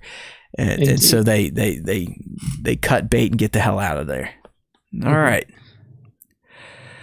Okay, so getting away from the animated wing of Star Wars back into the live-action universe. Now, this isn't Lucasfilm official, Nick, but it's pretty damn official. I mean, Deadline, they broke the casting news of Indira Varma for Kenobi, yeah. So I'm going to go ahead and say this is going to be legit. But Maya Erskine has joined the Obi-Wan cast for a supporting role that is said to be 3 episodes in length, so about half of the series. I have been seeing now, Nick, and I think this is official, that Kenobi is going to be at 6. Yeah, that seems to be the reporting that a lot of sites are running with. So, hey man, 6 episodes at an hour like clip is what they said. I mean, yeah, 6 hours of Kenobi content. Like, yeah, I'm in. You got to figure, because that's the same length as Falcon and Winter Soldier, right? That was 6. Yeah, and they all of those. Oh, Jesus, I just sound like Porky the Pig there. Like, get it, folks. And yeah, Nick, they were all. Well, it's now spoiler alert. The cap, basically, the show turned into what I was calling it the whole fucking time. Yeah, same, exactly. Because I thought I had saw it when it was initially announced. I thought I had saw it titled Captain America and the Winter Soldier. I was like, wait, what? The entire runtime of Falcon and Winter Soldier, the first time I'd go to say the name, it always would come out Cap and the Winter Soldier. And lo and behold, spoiler alert, it ends literally credits roll on the Captain America and the Winter Soldier show. But anyways, so 6 episodes of Kenobi, 6 hours, that'd be fantastic. Or, give or take some credits, you're looking at about 5.5. I'm not going to complain about that. But anyways, Maya is joining cast, like I said, a supporting role, said to be in 3 episodes. She's been in Insecure, Scoob. She actually created the Hulu original comedy Pen 15. If you guys haven't seen Pen 15, watch it. It's really hilarious. Like, it is Maya and her friend Anna go back and they play essentially versions of their younger self in middle school. So like they're their age, but they're playing themselves in middle school among other middle school kids. Like it's really funny. Yeah, so go watch I don't know. I mean, if it's a supporting role, 3 episodes, so there is a somewhat defined arc. I mean, she could almost be like what's her name? Pelly from The Mandalorian, right? Where, supporting role in multiple episodes. Yeah. It's just, with Kenobi, Nick, we have to guess at this point, people are either Tatooine residents, Imperials, or a bucket that can consist of scoundrels, bounty hunters, smugglers. Yeah, there's not much you can do because... You're not taking Kenobi off of Tatooine. If Kenobi leaves Tatooine, that's going to be an egregious narrative mistake, in my opinion. I mean, 10 years after, he's probably, like, in my opinion, he's already left Tatooine and come back. That's for sure happened. No way. I think he's just like Yoda. Once he settled, he did not move. He kept his eye on Luke, period. I don't know. I feel like, especially if it was any news about Anakin, he would have left one time and then came back, and then that was it. I don't know. I'm gonna have to say you're wrong on that one, but we'll see. I do not think Kenobi was fucking around with his charge. He was devastated, depressed. He fucked up. He lost the chosen one to the dark side. Him and Yoda both walked away with their tails way between their legs, and essentially were punishing themselves. I'll buy your Vader thing, but I do not think that guy would ever leave Luke's near vicinity ever until he knew it was time on the Death Star to do so. Yeah. So, Ben! But I mean, I don't think he's leaving in this season, but we could also, like, I don't put it past like them to like cut away from Kenobi for a little bit and go, like, maybe we check in with the rebellion at this time. 100%. I'm just talking about the man himself. So any like Kenobi action is always going to be Tatooine. That's what I'm saying. Most of the casts are either going to be Tatooinians, that bucket of shady characters that shows up on Tatooine from time to time, or Imperials. So what do you think Maya might have been tapped for? I mean, Maya seems like a traitor, maybe like a. I think she would be in the Tatooine native bucket, but I don't like it's. She doesn't seem Imperial. I think Indira Varma could actually go both ways. I think she could be Imperial or Tatooine native, but I think, like, given Maya's background and what she's been in and everything like that, I think that she's going to end up being a Tatooine native.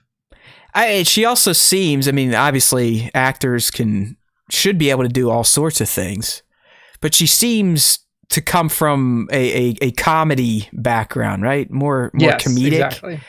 Which would lend her more towards either the bucket of seedy characters, right? Because bounty hunters, smugglers, scoundrels, they can have a sense of humor. Han Solo, for example.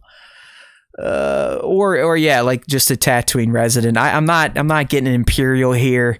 I still think the Imperials, for some reason, Rupert Friend to me is like a dead nuts Imperial officer. Yeah, he's really definitely is. Imperial. Like the ones that I'm reading as Imperial here are again like Indira Varma. I think could go Imperial. O'Shea? I think that.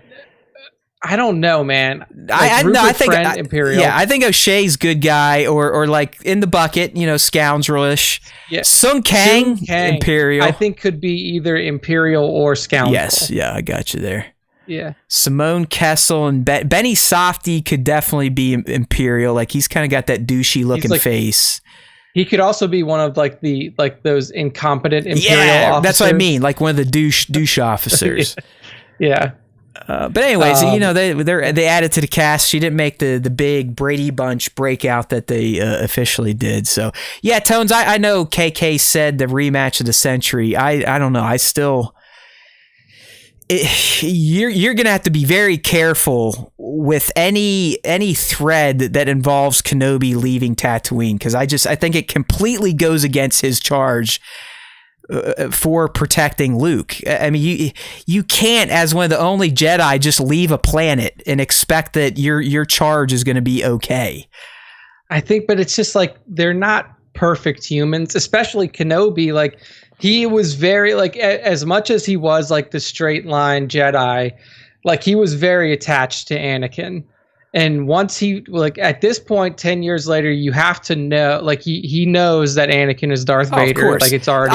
I'm with you. But, I mean, Darth Vader has a few Star Destroyers at this point in time. He could very easily get his, black caped ass over to Tatooine if he wants to rumble. But he didn't know. Like, that was the thing, is, like, he didn't know that Kenobi was there. So, like, he would have, like, if anything, he would have to. He may not know, but his Inquisitors. It could be Moses Ingram. I mean, he's got people out there. The Imperials got spies out there, probably looking for the Jedi, and they could say, "Hey, we found this guy in a brown robe on Tatooine, Darth Vader," and he's like, "All right, I'm going to come check it out." But if that's the case, like he would have been on then Kenobi would have had to leave Tatooine. If he got information that Kenobi was on Tatooine before A New Hope, there's no way Kenobi is still on Tatooine untouched with no worries. That's why I've been putting it out there. People, don't be surprised if you have one of those force fights between these two. Like Rey and Ben. I don't know. It's going to be hard to convince me that Kenobi would leave watching Luke Skywalker at any point in time, for his dad or not. I don't think it happened.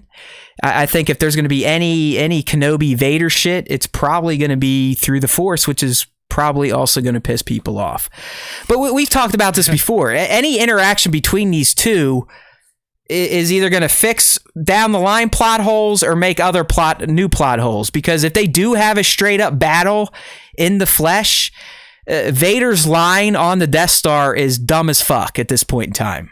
I think that either way, it's plot hold. Like, even if it's just purely through the Force, it's like, okay, like I felt the presence. It's like, well, you literally felt the presence fucking 10 years ago when you fought him through the Force. That's what I'm saying. Like, either way, that line is fine. That's what I'm saying. But I mean, the line works now because literally, from what we know, they haven't seen each other since he burnt almost to death at the side of 20 years ago when you left him at the side of a volcano. That would make sense for Vader to be like, holy shit, I sense that being in the Force again.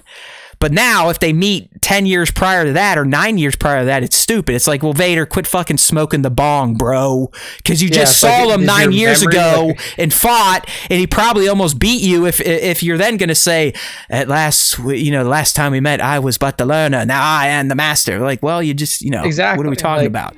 Even that line gets shitty if they meet in the flesh. Because that line to me is it perfectly highlights where they were as Jedi when they fought. Anakin was not a master. He did have a lot to learn still, even though, Palpatine made him a master and all this shit. He was still but the learner. Yeah. So we'll see. I mean, there's a lot of itchy shit that can happen here in Kenobi with existing canon.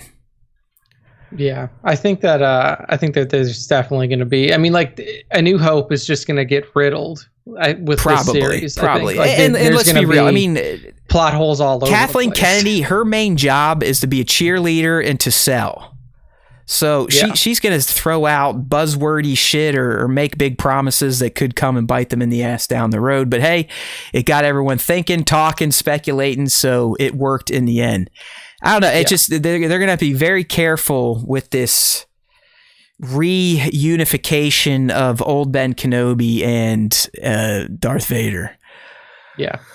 All right. So there you go. And now more Kenobi news. Kenobi that from us. Not really from us. Our source came through. Our source. We got official set pics, and no one gave a flying fuck. I said it earlier. There was a part of me when I saw this, I was like, oh shit, check this out. We may get some traction on the Reddits. Nothing. I'm on there today. It's still not there. I mean, like I said earlier, go on the Reddit Star Wars leaks right now. There's a leak from the Andor set that they have blurred out that is a truck bed in a parking lot with a spherical shape thing on it.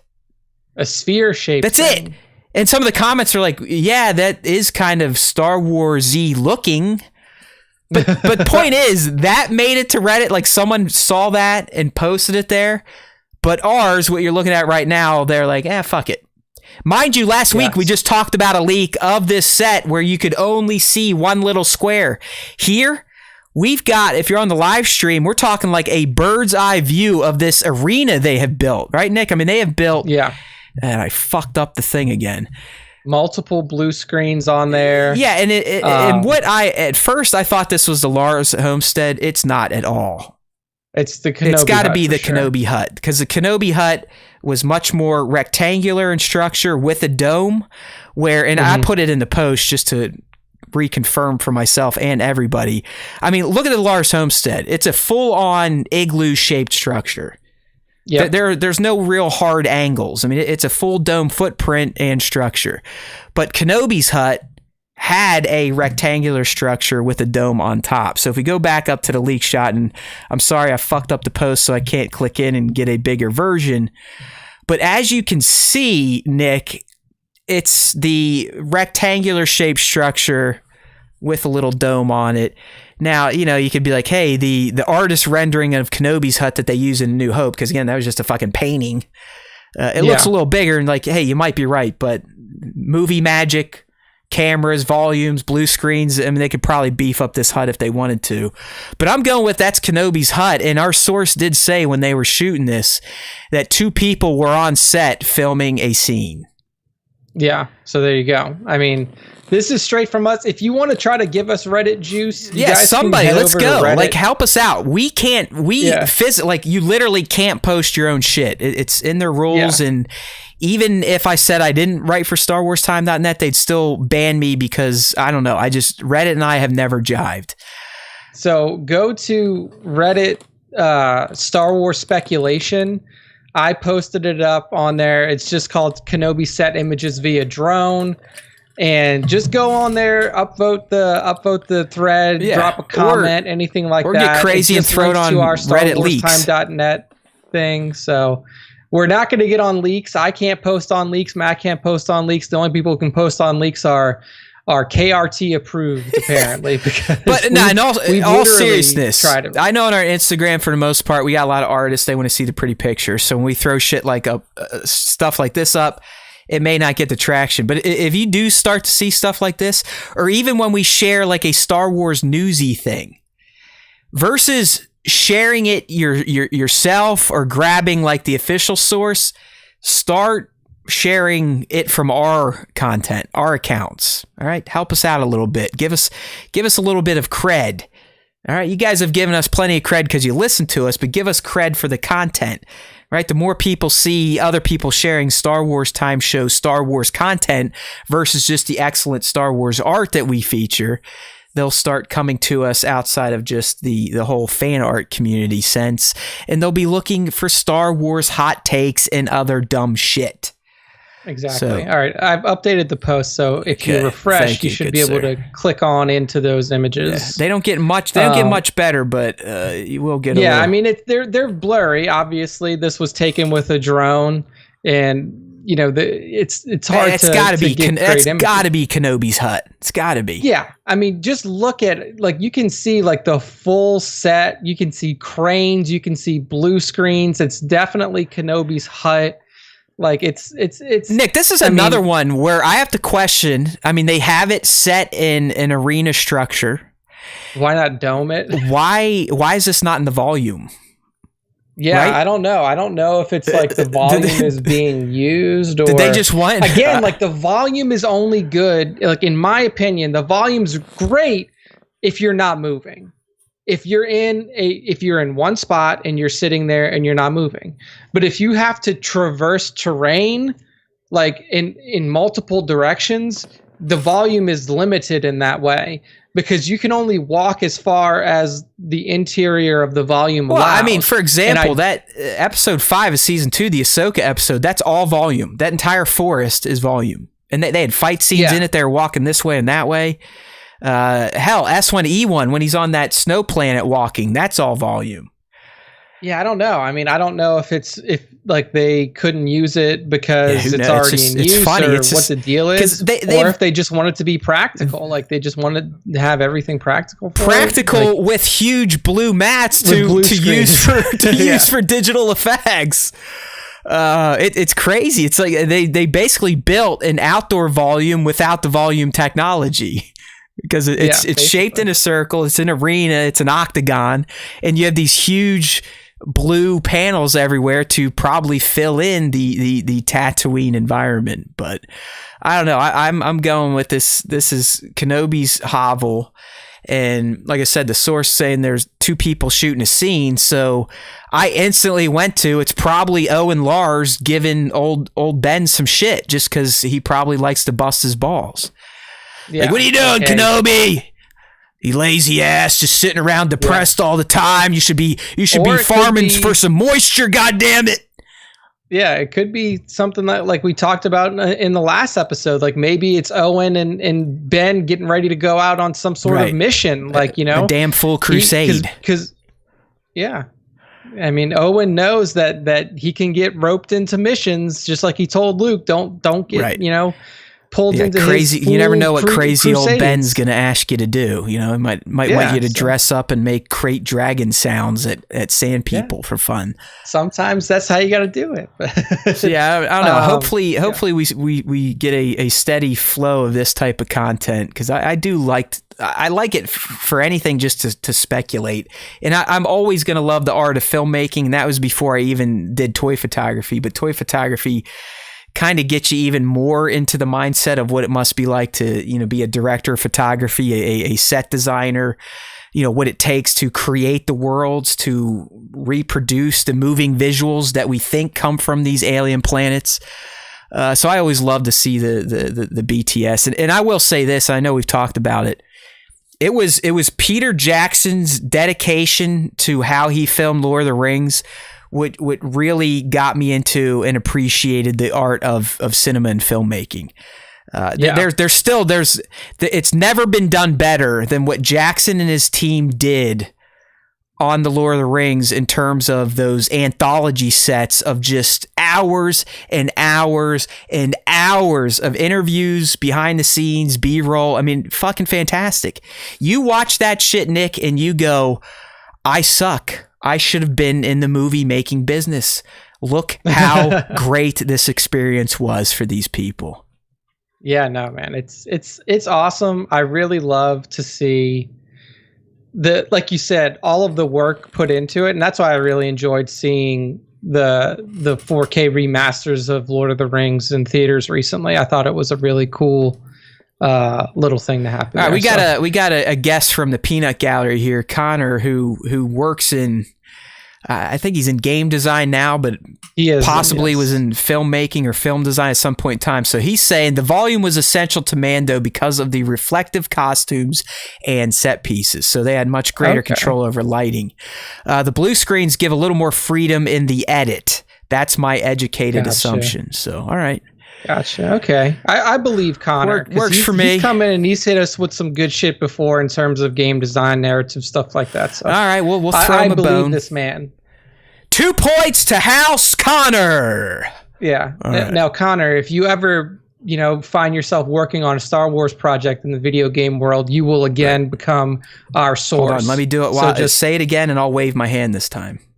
Yeah. You will. If you ever, you will give us your secrets. See, yeah, I'm using a mind trick. You will become a source. You will help us out. If you work on a video game for Star Wars, you people will start listening to us. You people will add subscribers to us because I'm going to get up way too early and do videos for Bad Batch because it's the only thing that gets us new subs on YouTube. So you will all watch. All right. I think I've got him. So there we go. I think I've got him. I could be the first one. That was actually very helpful to do a mind trick through the internet. All right. There we go. All right. So that's all that we got on Kenobi this time. I mean, a new cast member and some legit as it can get set leaks that are showing off basically the entire Kenobi hut set. I feel like I mean, at this point in time, outside of Ewan McGregor walking down my steps and appearing in frame, how more legit can the Star Wars Time Show really be? Honestly, I mean, that was honestly, I'm happy that our source came through. Killer speculation, legitimate source now. Like what else you want? Dumb hot takes. Dumb hot bad takes. Humor. You can always come here for dumb hot takes. We don't need a source for that. We've got horrible humor, bad hot takes, poor use of the English language. Yeah. What else could you want? Come on. That's what every podcast listener wants, right? What else could you want? Right, there we go. Speaking of dumb, man, I am stuck on the speaking of transition today. I am bad. Yeah. Bad. Okay. I'll just quit. Go ahead. You go.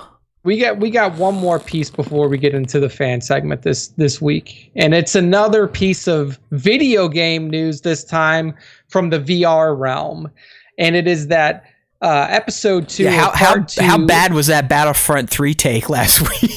Dude, it was hilarious because on the show I was like, dude, we're likely gonna get a Battlefield 6 thing before we get we did a Battlefront, and we did get a Battlefield reveal.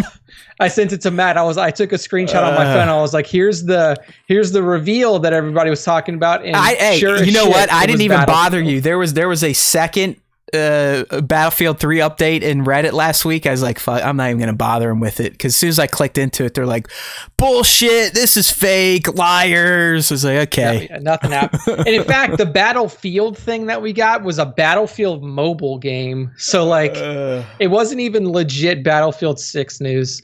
How disappointing.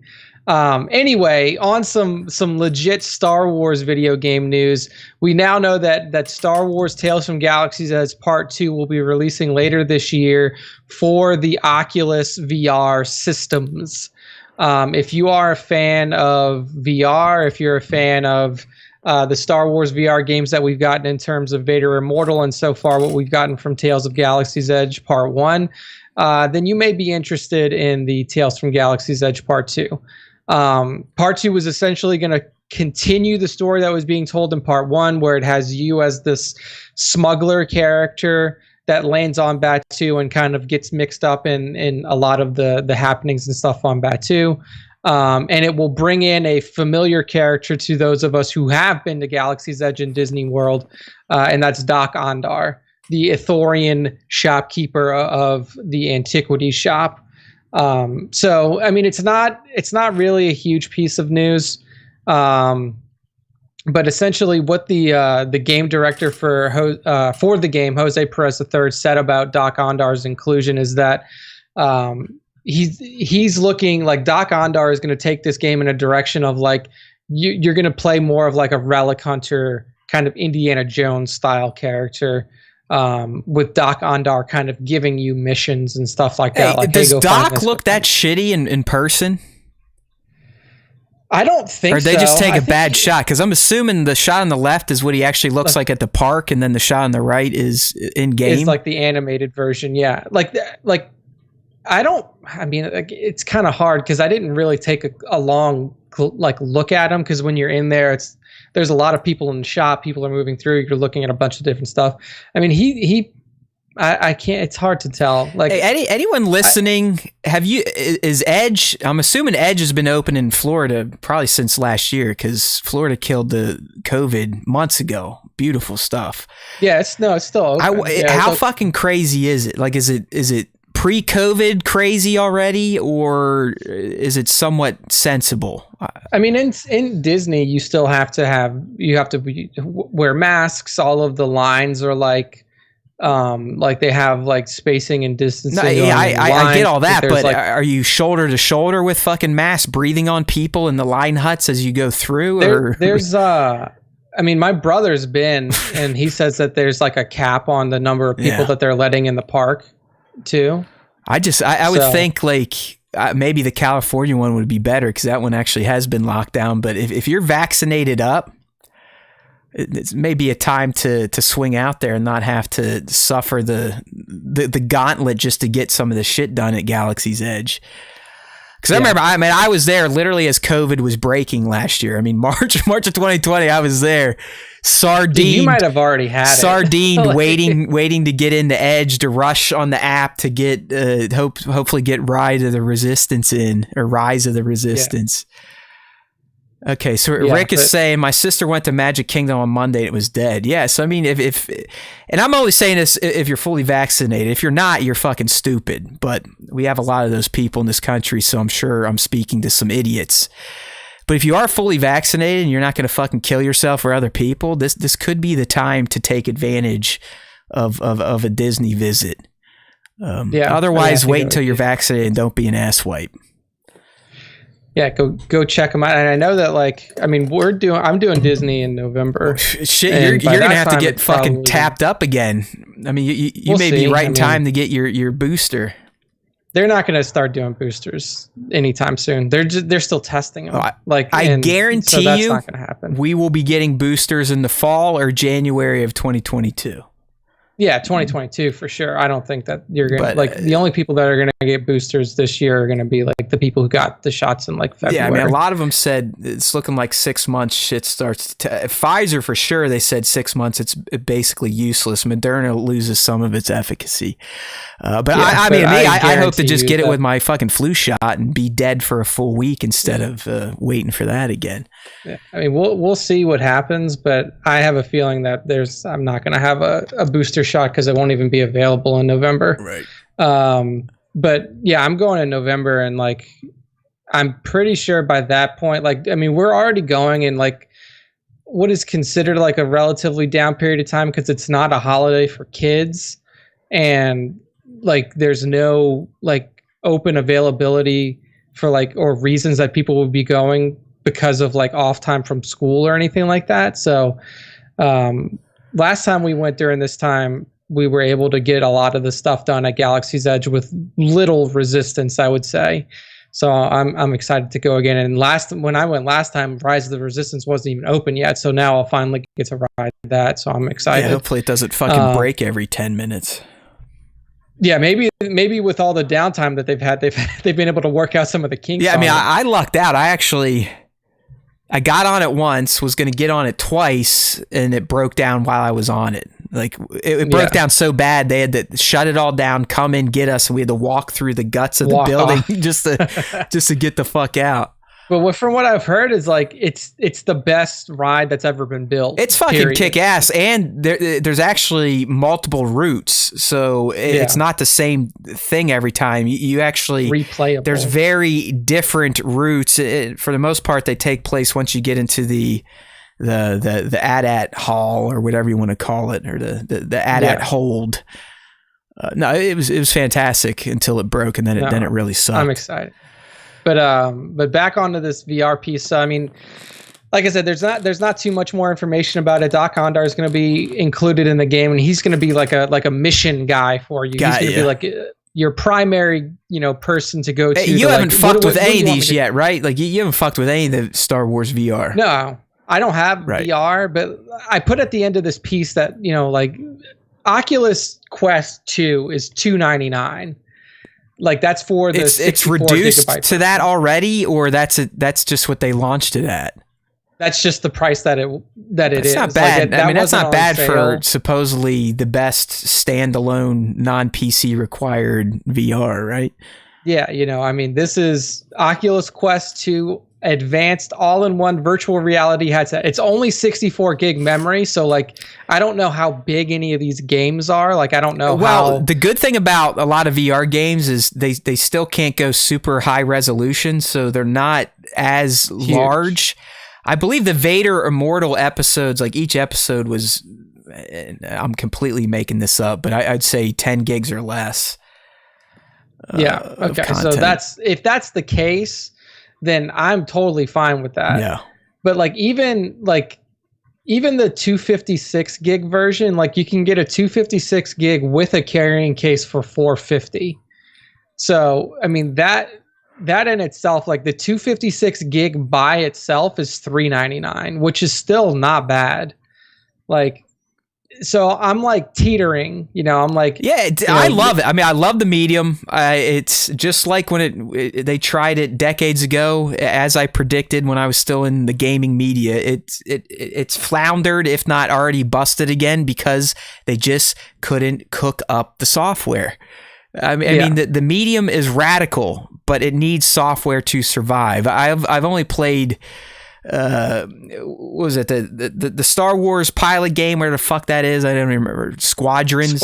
Fantastic. Yeah. Fan-fucking-tastic. Vader Immortal, pretty damn good, but kind of that on rails VR. Farpoint VR for the PlayStation VR is probably one of the best, because you actually were given a gun and you would move in the game. I mean, it was as close to a shooter as a virtual game could get.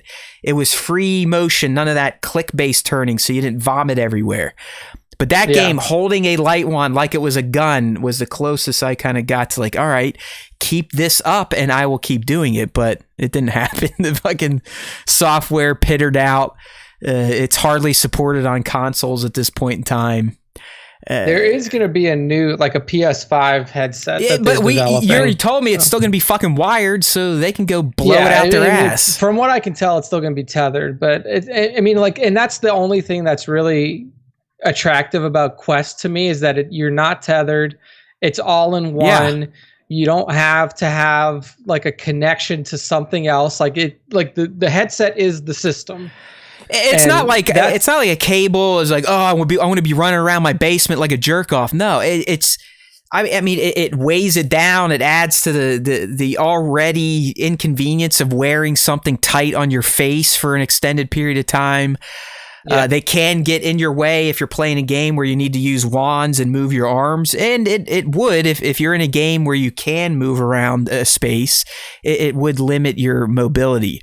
And then like apparently it's only the device itself is only like 1.8 pounds. It's very light. So no, I am with you, man. I think if someone's like, oh, I just want to get into VR, I would be like Oculus Quest Deuce. Yeah, because you'd be able to play pretty much every game outside of like a few specific PSVRs. But you get access to every game, and they'd be at their best. Because even VR on the PlayStation was always kind of downgraded a bit. Yeah. The best place still, though, and I don't know if they still do it, you'll have to tell me when you go, is what is it, at the Edge or whatever the fuck they call it at Disney Springs? The Void, yeah. Where they have the full-on experiences where you're wearing like proton packs from Ghostbusters and vests that have sensors that if you get shot, they fucking tap you and vibrate you like you're getting shot, and you're actually free and you're kind of walking through a warehouse with other people, but because you're in the virtual world, you feel like you're walking on Mustafar. You can feel heat coming up and wind. They add a fourth dimension to it. But because of the packs, the responsiveness of the interaction with the game itself, and the environment, there is no better way to experience virtual reality than what they do at the Void. I don't care if it's the Star Wars experience. I think they have it was like the Incredibles, like a Disney-based one. They're great. They are great. Yeah. I don't know if the Void's still open. I'd have to check. I'd imagine that one got tagged with COVID because it's completely indoors. It's close. You got to touch a bunch of equipment. So I'd assume if it didn't go out of business, it's at least been put on hold. Yeah, so I'll have to check that when we go back to Disney and see if it's open. It's the best $20 or whatever you'll spend at Disney for 20 minutes of entertainment. It's fucking kick ass, especially if you're a Star Wars fan. Nice. All right, so I mean that's really the only news. If you are into the Star Wars video games and the VR ones in particular, check out Tales from Galaxy's Edge Part 1 and Part 2 will be releasing later this year. If you want a VR headset, check out the Oculus Quest 2. It's on Amazon now, $299 for the 64 gig version, $399 for the 256 gig version, so they're readily available. It doesn't play Outriders, so I don't need it. Because that's all I need in my life right now is Outriders. I fucking love that game.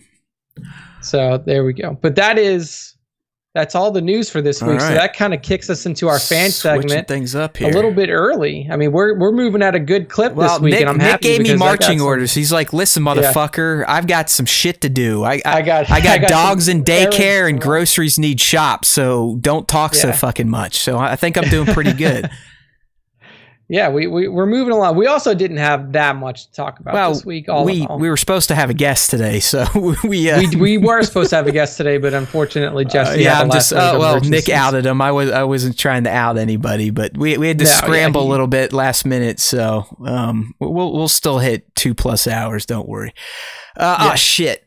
You wanted to do battle bracket first, right? We can do them after, so no big deal. We'll just start off with the question. All right, so the question week, I'll read it, and then I'll turn it over to Nick to read the first one, because unlike last week, the old prostate has failed me, so I'm back to having to take my old man restroom break of the show here. But the question was, and we didn't get a lot of response, I need to just maybe post these Monday night and then repost them Tuesday to kind of get the international crowd. The double juice. Right, but here we go. So what do you want to see during the premiere of The Bad Batch next week? So Nick and I, we kind of laid down some predictions, not so much what we want, it was more what we're expecting to see. So we wanted fans to kind of drop down their dreams and wishes for the 75-minute long premiere of Bad Batch titled Aftermath. All right, Nick, take the first one, vamp on it a bit. Ripik Tan. So he says, I'm not great with speculation, but I just want to know what the state of the galaxy is, along with what the Empire is doing for their army going forward. Just excited for more good storytelling. So, I mean, we can basically tell you already what is the state of the galaxy. The first episode is going to be bingo bango right there after Order 66. The clones are back on Camino. They're being reassigned, like Matt was saying, like they're there for their reassignment, but really we know, this is the start of the Empire. So we're right after Order 66. Probably we may even get, like Matt said, scenes of Order 66 going down. So that's the state of the galaxy. And then in terms of what the Empire is doing for their army going forward, I mean, you're probably talking about reconditioning. You're probably talking about, clarification of orders and what the state of the Senate and stuff is. So probably going to see some of that. You would have to think, with the clone army that they have at their disposal, they're going to try and repurpose as much of that as they can into the New World Order.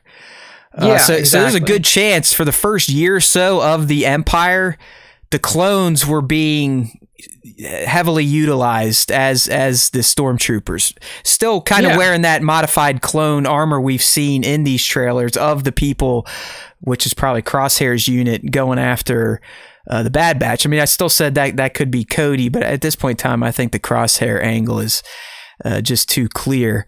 But this, I think the state of the galaxy, it's going to be confused. Because the Republic has been turned into an empire at the snap of a finger. There's going to be some planets that are thinking like, oh, this is great. The fucking CIS is finally gone. We can get back to our lives. No more separatists. The almighty Republic is now this big brother empire, and they're going to protect me. Where the other half of the galaxy that, lost, the CIS, the SEPs, and the other planets that never joined or were just, war torn from battles between the two factions are going to be going like, oh shit, this doesn't sound right. How is the Republic going to the Empire? And they're telling us that the Jedi were the ones that did everything wrong. And that's the reason shit went sideways. It had nothing to do with the fact that the Emperor himself did all this himself and staged this coup and has sent the galaxy into disarray. So I think it's going to be lots of confusion. There's going to be people that are feeling great senses of relief, but there's also going to be people that are really starting to feel dread setting in, like, what was going on before was bad with the Clone Wars. What we're heading into now, those are the dark times that old Ben was talking about in his hovel. Mm-hmm. So yeah, I mean, seemingly we have a lot of episodes to see exactly how this is going to play out and answer all of those questions, the state of the galaxy and the Imperial Army orders moving forward. So good response there by Ripik Tan. Next up, we have... it goes by Nova in our Discord, but it's SW Black Series Clips on Instagram. He makes those fucking hilarious... stop motion bits. His most recent one is he had Palpatine dancing to Back in Black, I believe. Nice. Perfect. Okay, so there we go. SW Black Series Clips. He says, really looking forward to seeing Order 66 get issued and the clones getting restructured under the new Empire. It'd be great to see some of the better known clones like Cody or Wolf, but they might be saving those appearances for episodes down the road. So, I mean, now that we know... essentially, like, probably this figure that we thought was Cody at first is likely going to be Crosshair. Right. I'm not completely closing that door, because I actually think that is a better heel turn, that Cody, still somewhat conditioned, is turned against clones and hunts down clones that go off the reservation.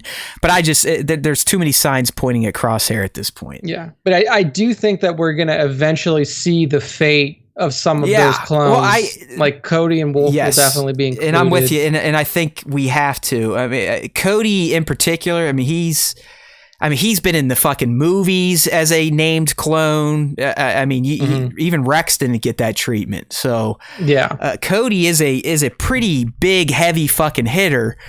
And it would be nice to get some form of resolution. I mean, we know what he did with Order 66. He tried to fucking kill Kenobi. So he literally shot a cannon. But what happened?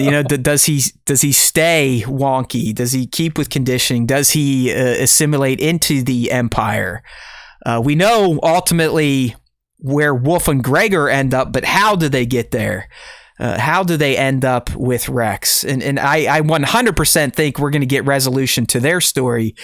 Cody, they may leave open, but I just don't see that happening, because he is such a fan favorite, because he is one of the only clones to actually get a helmetless speaking version with a name in the movies themselves.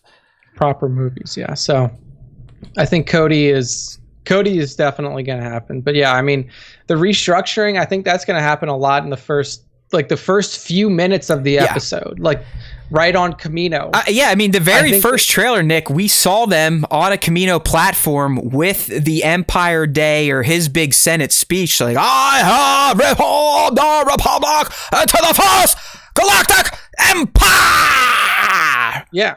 So that's like coming real fast. And I think that, like, we see the Bad Batch get put through their paces. I think that might actually happen for every unit, because they're essentially like Tarkin and the people who are now running the Imperial Army want to see, like, all right, we want to see degradation levels. Like, who do we need to essentially kill?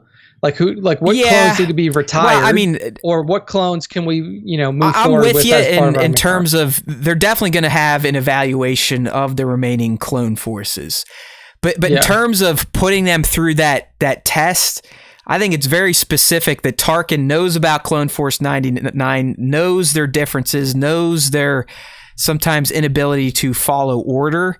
And he is looking to snuff out any clones that have veered even a millimeter from their conditioning and programming. Yeah. And, you know, is it through that test? Who knows? But I think the Bad Batch in particular is going to have a spotlight on them because they're literally named a different name because they are fucked up. Like they are not like the other clones. So he's like, I've heard about you. And now I want to see what you do. All right. You've proved to me that you are badasses, but you've also proved to me that you can't be controlled. And that's not what we're looking for in the new Empire. Yeah. So any clone that does not just, like I said, do the zig hail and start high stepping, they're toast. Yeah, 100%. So good stuff there from SW Black Series clips. Next up, our good friend Intergalactic Raptor. He had a great crossover shot this week. I thought Nick might have snagged it, but it was Shredder versus Splinter. I almost remaking Darth Vader versus Obi-Wan on the Death Star. Yeah. I almost picked it was that a good, one. good crossover. Good crossover. But Intergalactic Raptor says, I'd like to see another Order 66 montage like the one in ROTS, more crazy planets, epic sad music, and Jedi getting their asses handed to them by clones.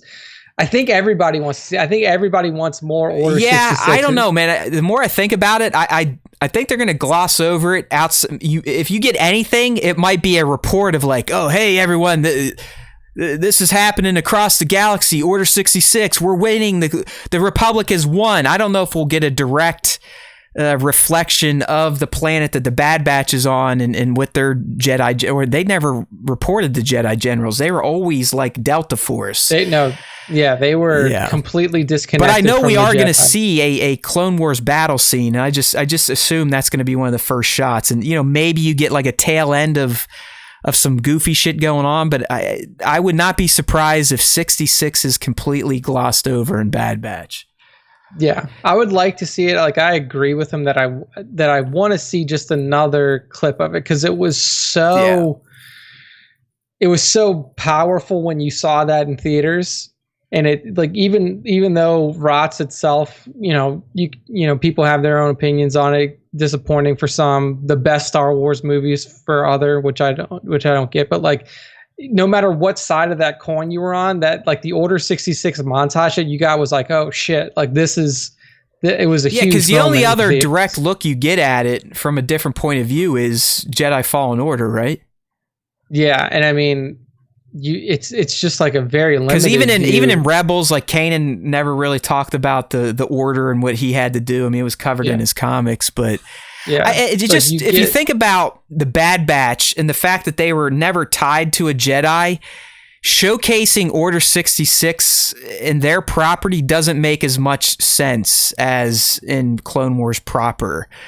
Because they were never tied to a Jedi general. They never developed those bonds with the Jedi. Hell, they probably didn't even trust the fucking Jedi. You know, Crosshair didn't. So, I don't know. I mean, it might be a mention like, hey, sir, Order 66 was just executed. The Republic has won. Something like that. Like, let's wrap this battle up and head back to Kamino.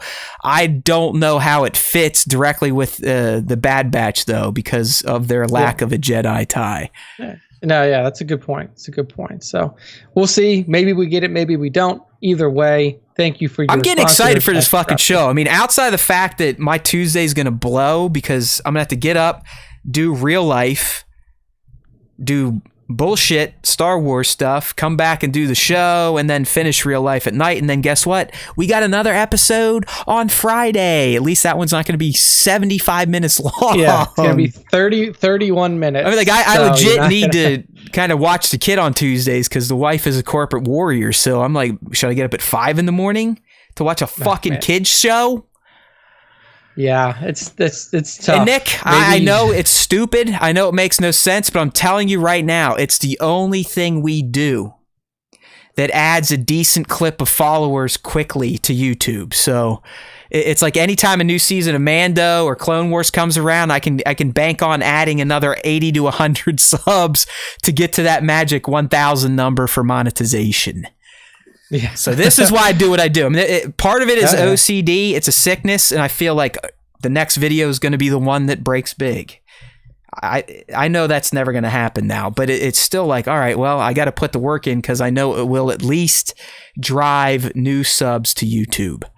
which could equal new listeners to the Dumb Time Show. Yeah. Always thinking, Nick.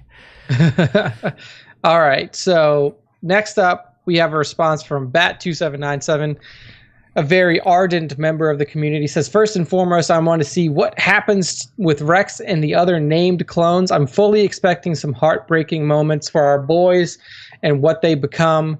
And of course, all the Star Wars goodness that comes along with it. So yeah, I mean, like we were mentioning before, these named clones are definitely going to get some sort of like, some type of like screen time, some type of story progression for them, whether it be in the first episode or not.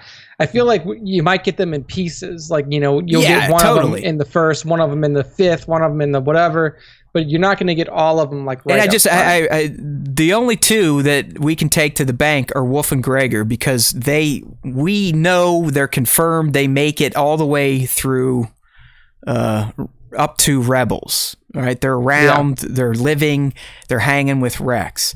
The other named clones, I don't know. I mean, unless they get mixed up in confrontations with Bad Batch, I think they're going to be left alone because their series is over. Their big, sad, heartbreaking moment was the finale of the Clone Wars, where we were watching the likes of Jesse and Rex fight with the Order 6 directive, and the pain of Rex realizing that something's not right, but he couldn't figure it out because he still had the chip. Then he remembered what Fives was yelling to him before Fives was executed.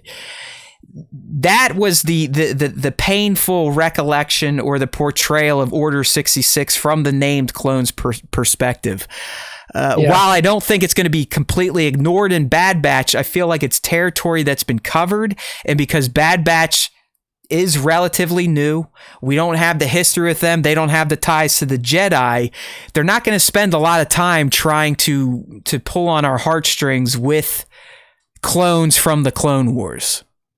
I think they'll be addressed. They have to address at least two of them, and I would love for Cody to be addressed, but outside of that, Bad Batch really has no obligation to pick up where the Clone Wars left off for clones. Yeah, I don't think it's necessary. I think that you'll probably end up getting the ones that you want, though. Like you know, you'll have run-ins with the ones that defect. You may have run-ins we don't have many left. I mean, after the Clone Wars, I mean, Jesse died, right? I mean, we saw him go down in the ship. So you're literally down, and I might not know them all, but I'm pretty sure they all get wiped out prior or during the Clone Wars, at least the 5, because most of the named clones were from the 501st. 50, and a large swath of them were in the 332nd that went down that ship with Ahsoka. So a lot of the named clones we grew up with or lived with, because I was in my late 20s when I started watching the cartoon, have already been resolved. So to me, it's Cody, it's Wolf, it's Gregor. I don't know of any others that need addressed that haven't already been addressed in some form or fashion. Rex, you get a lot of Rex in Rebels, so I don't know if they really need to rehash we know we're going to see Rex in this show. He showed up in the trailer, so Rex that's a foregone conclusion. We know he's in it. But is he the one that, does he link up with Bad Batch to find Wolf and Gregor? When they find them, do they have to rip their chip out, or did they already get the chip out? Who knows? That's all stuff that I think is fair game for Bad Batch versus retreading some of the themes and things we saw play out in that final season of the Clone Wars with the clones. There we go. So thank you for your response, Mr. Bat. And we're moving on to our last one. That's from Mando Mugshots. He says, in the aftermath of Order 66, I personally like to know what happened to Barriss Offee, since she's presumably still incarcerated in the Jedi Temple. Can't wait for the show. Keep up the great work. Thank you, first off. Second off, I mean, we were just talking about Barriss not too long ago. She is ripe for Bad Batch. Ripe for becoming an Inquisitor. An Inquisitor, exactly. I mean, she had multiple episodes in the Clone Wars. She had a huge impact on Ahsoka's journey and Clone Wars Season 5. I mean, she broke bad. I mean, she literally was going to the dark side and was setting up Ahsoka.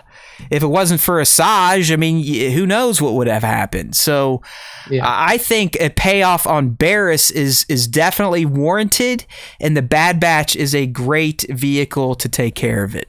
100%. Yeah. 100%. I think so too. Like just seeing her, like you said, like become like potentially the first Inquisitor or something like that. Like, you know, seeing that play out now that she is useful to the Empire. Exactly. I think that would be really cool. Exactly. So, and by the way, guess who's in control of any prisons that these people would have been locked up in? The Empire. Tarkin. Yeah, the Empire. Exactly. Palpatine, Tarkin, basically the Republic. And Tarkin, it was the one that directly presided over her case too. And well, yeah, because he was wanting to pin it on Ahsoka the whole time. Yeah, exactly. So now he's like, all right, well, I had this girl exactly. You know, I mean, dude, I was on her side anyway, so let's just get her. Tarkin has had a boner for Jedi forever. He hates them. He can't trust them because he knows of their powers. Tarkin, exactly. what a pimp. There we go. Right. So good response there by Mando Mugshots.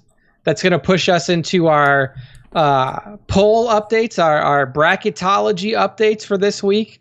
I'm clicking over to the two battles that we had this week. First one was Anakin versus Maul, and I will say that I expected this one to go a little bit differently. So I know I have them out of order on here, but Anakin versus Maul was the first one that I put up. That one ended in favor of Anakin 65-35. Well, I guess we would have known what would have happened if Maul got his way and teamed up with Ahsoka, huh? Yeah, exactly. He would have just been fucking destroyed. He got his ass kicked. Yeah, so our fan base voted like this: 104 votes for Anakin, 57 votes for Maul, for a total of 161 votes. And I mean, the one comment that we got on the post that I put up that announced that the poll was live said that Maul would own that little bitch boy. Who dropped that? Clearly, who dropped that comment? Let me see. I'd have to. Let me log on. I'll tell you what. While you're doing that, I'll kind of run with it. Yeah. If we're talking Anakin right at the time of Revenge of the Sith, when his head was all fucked up. Right? When Maul knew that, hey, fuck Obi-Wan Kenobi, I need to get him here and these other Jedi here just to get this Skywalker here, because this guy is about to fucking break bad and fuck the galaxy up. So I think Maul at that point, so we're talking Season 7 Clone Wars, with emotionally fucked up Anakin, definitely has a chance.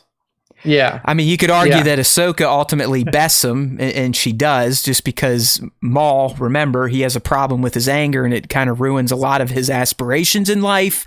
He lost focus of the fight. He was getting cocky, and, you know, she just kind of edged him off of a tightrope. But I would say the Clone Wars Season 7 time frame, with Anakin kind of not 100% mentally, Maul laser focused on his ambitions, it would have been a damn good fight. A lot better than 65-35. Yeah. So the person who left that comment was Sploosk, one of our followers on IG, a relatively new Instagram account too. Looks like they're trying to get into the toy photography a little bit. Sploosk. Sploosk. Like Yes. Son of Splooge. Yeah. Son of Splooge. But anyway, so this broke out to be 65-35 in favor of Anakin Skywalker. Notable Maul voters, we'll only do the losers. Our friend SW Black Series Clips from earlier in our responses. Loser. He was a loser. Big loser here. This is hilarious. Somebody has the handle Star Wars Black Series 2020, and it's not Greg. Really? Yeah. Yeah. And it's not Greg. So Star Wars Black Series 2020, I don't know if you knew, but one of our biggest fans here, Greg Who Snaps, used to be Star Wars Black Series 2019. Tones voted for Maul. Loser. Darth Hideous voted for Maul. Loser. And then, let's see, is there anybody else that I need to call out here? Optimus Prime and Scion. Loser. both losers. How does it feel? This is my favorite part now is just me having Tourette's saying loser as you announce the names. I like this. There we go. And then the second battle was Wolvie versus Palpatine. So this is the one that I am a loser on this one, because this one broke out 34% for Wolverine, 66% for Palpatine. And you can see that the Marvel versus Star, either it's like when I put this one out, or the Marvel versus Star Wars ones just get less votes. But it was 29 votes for Wolverine, 57 votes for Palpatine. Holy shit, yeah, it's like that one was DOA. Yeah, so not a lot of voters there. It could be because I put these two out close to each other, like within a day of each other. I know. So maybe Gregu snaps because he thinks I'm your fucking keeper. He's like, hey, is Nick posting the poll? I was like, I don't know. I hope so. He usually does at some point. Greg may have voted for Anakin in the last one, because I see he created another fake account and voted for Wolverine on this one. So he now has 6 votes.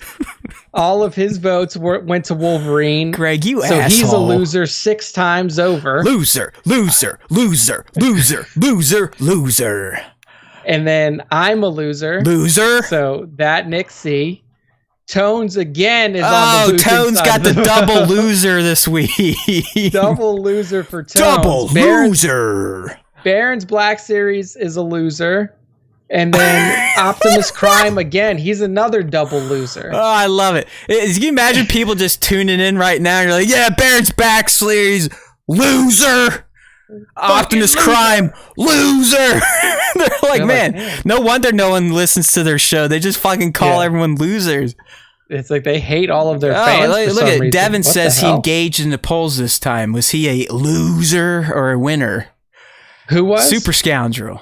Super Scoundrel. Let's see. Sir Dork. Did you see what Sir Dork's doing, by the way?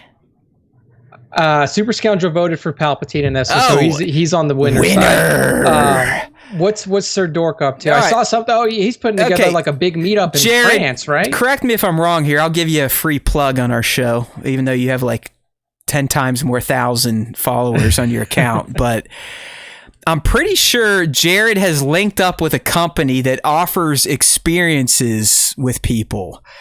And it sounds like this company is offering a toy photography experience trip with one Sir Dork, to where they're going to like, I think they fly somewhere. They're going to stay at a hotel, and they're just going to work with Jared and fucking do toy photography all weekend. Yeah, I saw that. It's like a trip to France, right? It's somewhere exotic, but it sounds like people are paying to buy spots to go hang out with Sir Dork, aka Jared Middleton, for a weekend of toy photography using his methods and styles. He's going to mentor you. He's essentially becoming Qui-Gon Jinn, and all of you will be young Padawan Kenobis.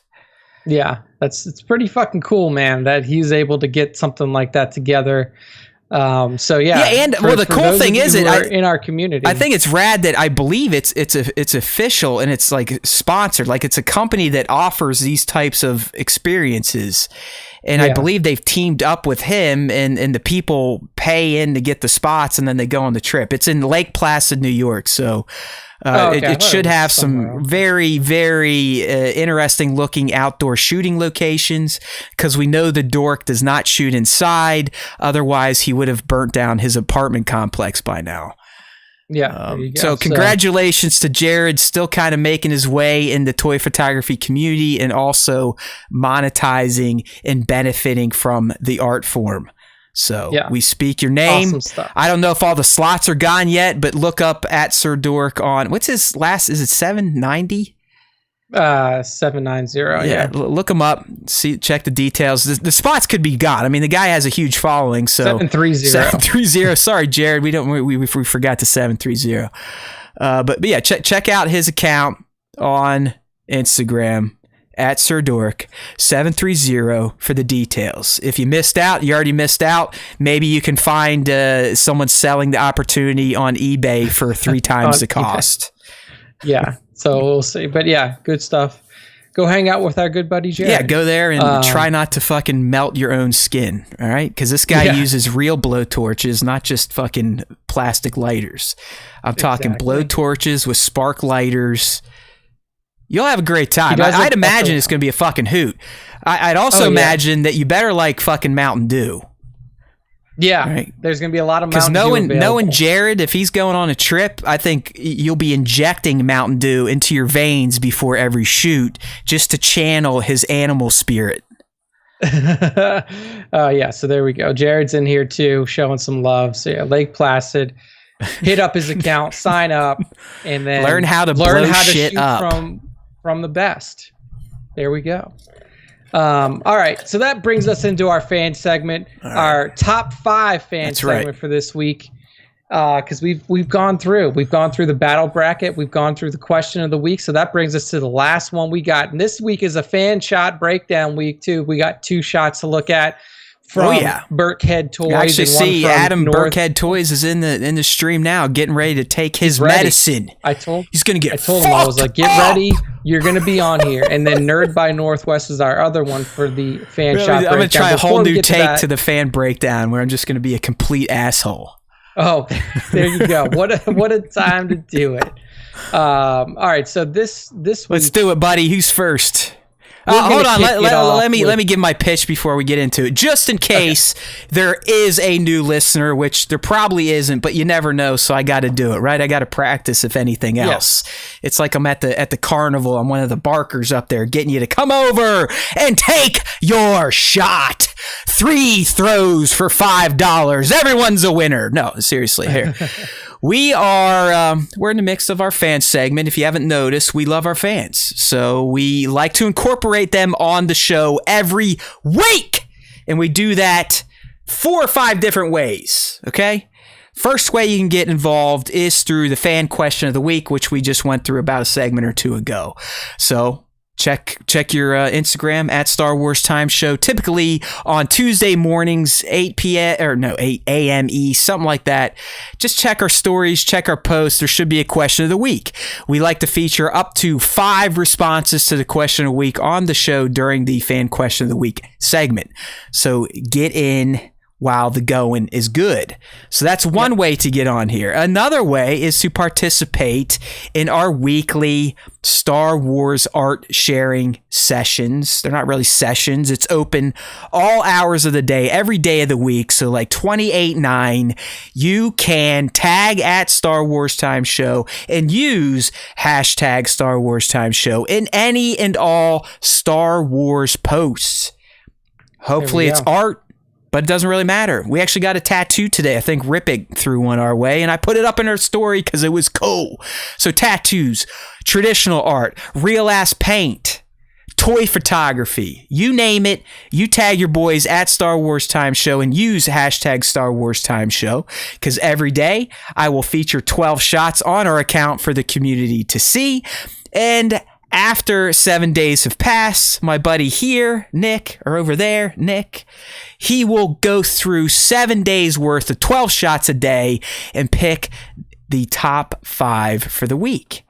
And that is where we are at now. Like he said, the top 5 Star Wars fan artist features of the week, ending 4/2/6, Alien Day. How do you like that? All right, Nick, let's do it. Who's first? First up, we have Utini Toys, OOHTINI_toys, with the awesome Kylo Ren shot here. This is TFA Kylo. We see him. It looks like he's, fully robed, still has his unbroken mask on, his crossguard saber ignited, looking all janky and unstable as it does in the movie. It looks like he's standing in some sort of cave. That was my favorite part of this shot. I think this might be that light. This might be another first type of deal with like a first feature on Instagram and then a first top 5 for Utini Toys. But it is, Nick. It's the setting. I mean, it's like, I don't know if he's got like blankets and he just poked a hole in to get that light ray to come in to really accentuate the atmosphere aerosol or the smoke that Utini Toys used. But that's what sold the shot for me. It's like, yeah, what is Kylo doing? Is he in this cavern? I mean, there's a down First Order trooper. Did he take him out like his grandpa used to when they pissed him off? Even did the iconic Haywood pop, let's throw a Star Wars barrel into a shot to make it look like we actually tried to stage a scene. But it's the light leak coming in, accentuating the atmosphere, and just kind of painting that one side of Kylo, while the blade, and I'm assuming Utini used a red light, fleshes out the other half of Kylo. Yeah. I mean, it's a really beautiful shot all around. I mean, it captures TFA Kylo in just like a perfect way. And yeah, the atmosphere and the lighting is, like you said, it's really kind of what sets it off. So beautiful shot here by Utini Toys. Give them a follow on the Instagram. I mean, sometimes if you just have a black background, what you can do with light and atmosphere can really spruce up a scene with no background at all. I mean, that's, as I've been shooting inside, I've been trying to get better at having lacks of background. Or sometimes even throwing up just a black poster board. It's like, all right, now you have nothing. Fucking make the lights do something special. I need to get outside though. The weather's turning. I'm getting the itch to shoot outside and light off some fireworks. I've got neighborhood kids that play in the yard right next to me now, so maybe they'll get hit with some flaming embers or something. With some stray. I gotta get my privacy fence back up. The neighbor that lived there before current neighbors tore it down. You know, it's like a shared fence, and it was his side, but now I see everything and they see me, and it's the only side of my yard that is exposed. So like when I'm peeing off my deck, I have to angle certain ways because the fence is down and I need to get it back up. But there we go. Yeah. Yes, I still pee outside as a 40-year-old man. I pretty much only pee outside on the weekends. I'm spraying, if you will, to keep some skunks and wildlife away from the deck. Matt's damn straight. We're all fucking animals. Yeah. We just pretend like we're better. I mean, I'm using my urine just like these cocksucker raccoons do when we put up our blow-up pole and they piss all over the side of it. So what do you think I do? I piss right back. Yeah, it's like, here you go, bitch. This is my spot. You want to smell some urine, some watered down urine? Here you go. There we go. All right.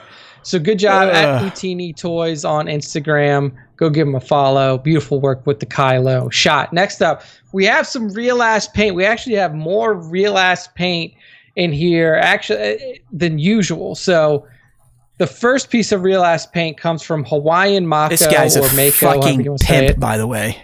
Yeah, this one piece here that we see of some Phase 1 clones, one of them with a Gatling gun, is in the foreground, just fucking pummeling away. You got two on the sides, on the flanks. You can see that they're in kind of like a protection mode. One of them's facing the back, one of them's facing the side, one of them's facing the front.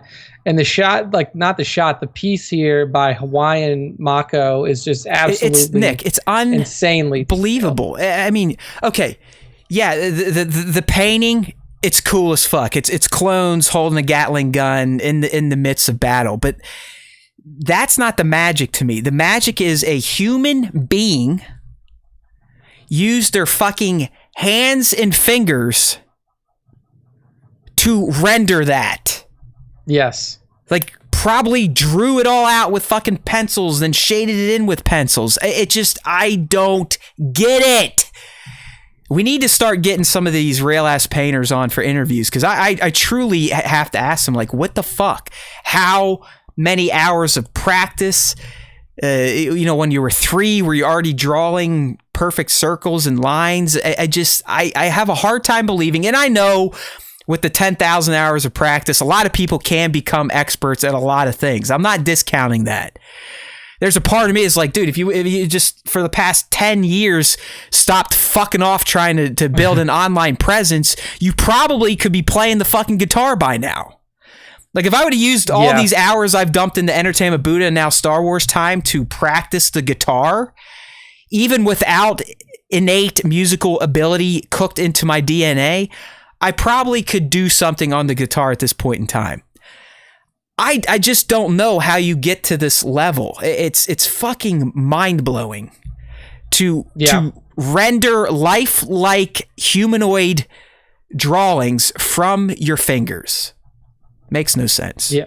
No, I mean it's absolutely insane, and this kind of stuff from Mr. Hawaiian Mako, Shane Molina, as his name is on his Instagram, is really insane, and he does give some BTS as well. So if you go to Hawaiian Mako's IG, yeah, they're fucking sketches with a goddamn pencil. Yeah, if you look at the one right next to it, you can see just like the sketched outlines. Oh my god, that he made to really put this together. So beautiful work from Shane. I love his style because Mako.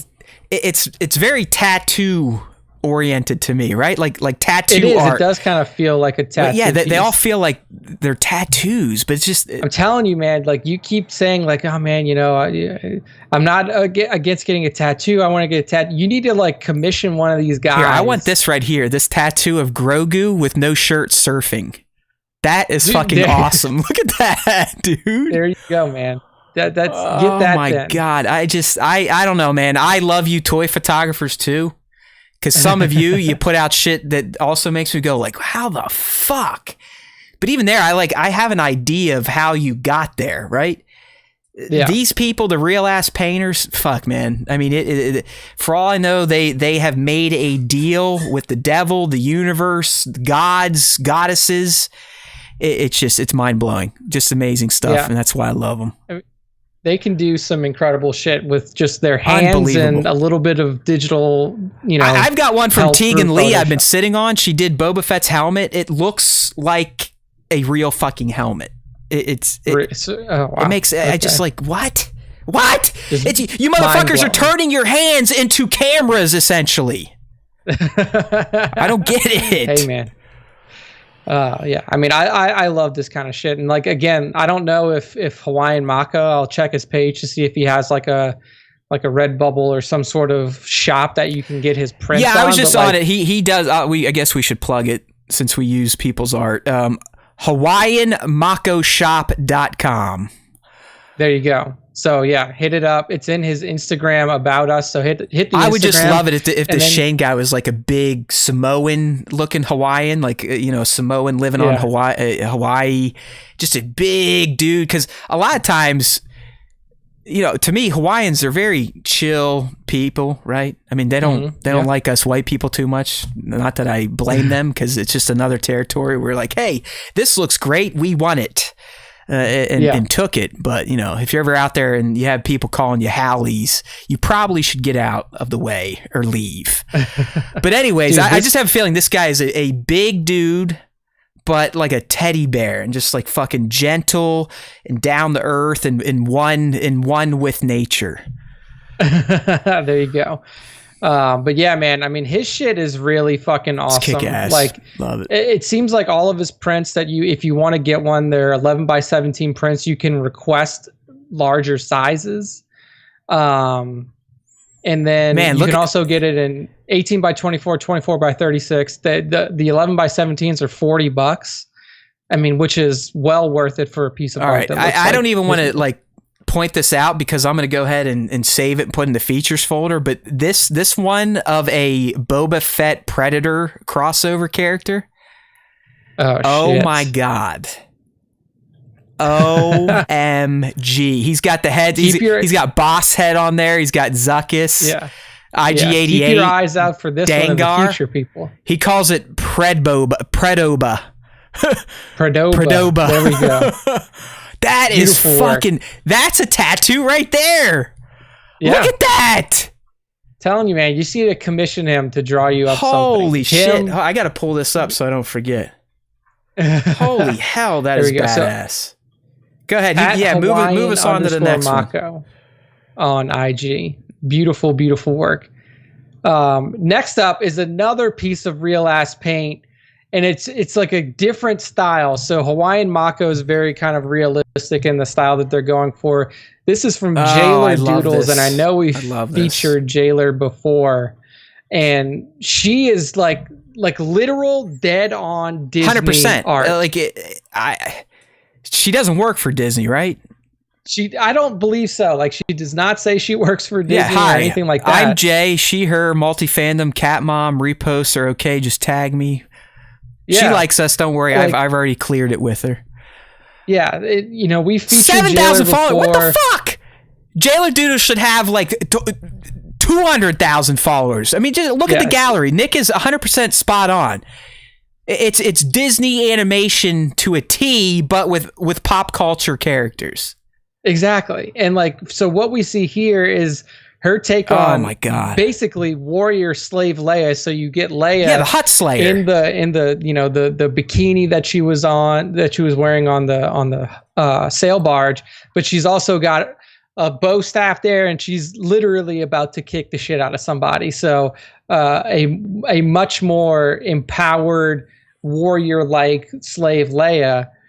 And she does, it blew my mind, because when I saw this, I was like, oh, is this like a Disney character that we haven't seen yet? But it's not. It's just Jailer. Right. Nick, it's the Disney era of animation. Would you say like early 90s to 2000s, right? Like Little Mermaid, and it's like basically like all the Beauty way and the from Beast. It's that from kind of like Mulan, like early mid 90s. Yeah, like Mulan is like.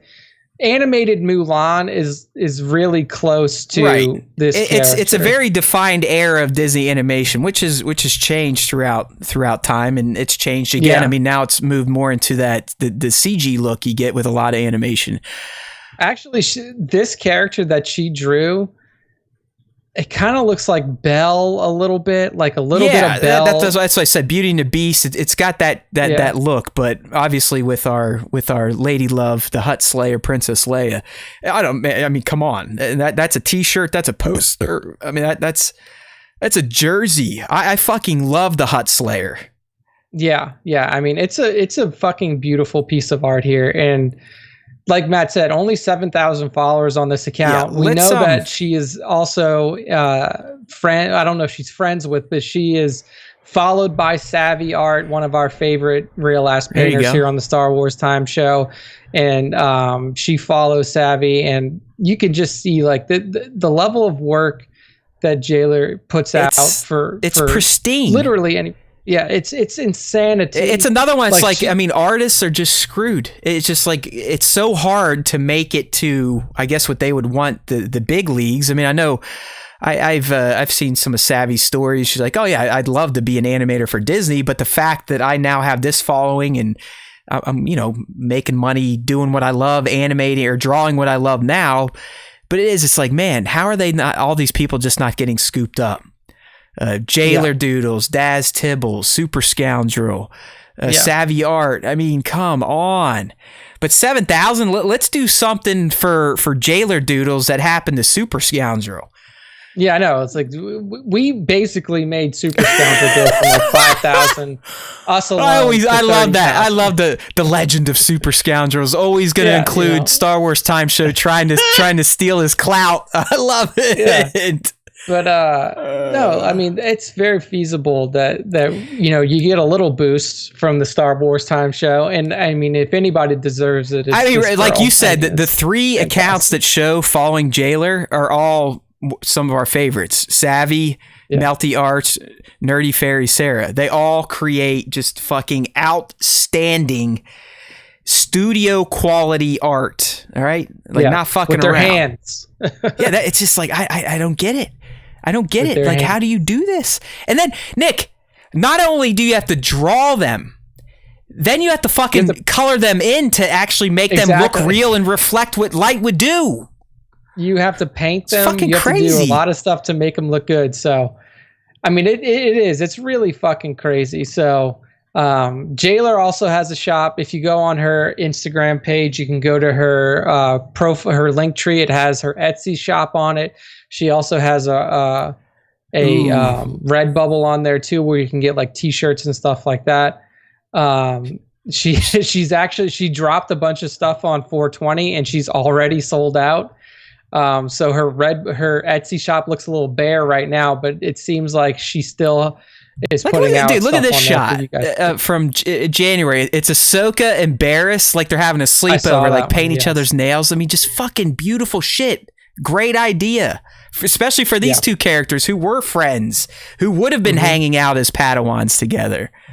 Exactly. So Damn. go show Jailer some love at Jailer, Jayler Doodles on Instagram. Just absolutely Just fantastic. You real ass their painters. I tell you what, whatever you did, All right. whatever you sold, let me know because I need to sell it. Yeah. I'm All ready right. to give up pieces of my soul. This one here is from Yeah, there he is. the moderator of our chat, Mr. our good buddy, Widescreen himself. longtime Here fan, he is. at Tones1138 with the scene recreation shot, which is one of Tones' specialties. Like that's what Tones is known That's for. what he He's does. made He makes series of widescreen cards like you would have got back in the day with Tops. I mean, I remember that's how we found them because he even styles his name after Tops when they were doing Star Wars cards. But he does these widescreen series, so it's a widescreen image, but it's always a composite of some sort, and it looks like he's working with one of his new favorites, and that is the ESB Hot Toys Darth Vader.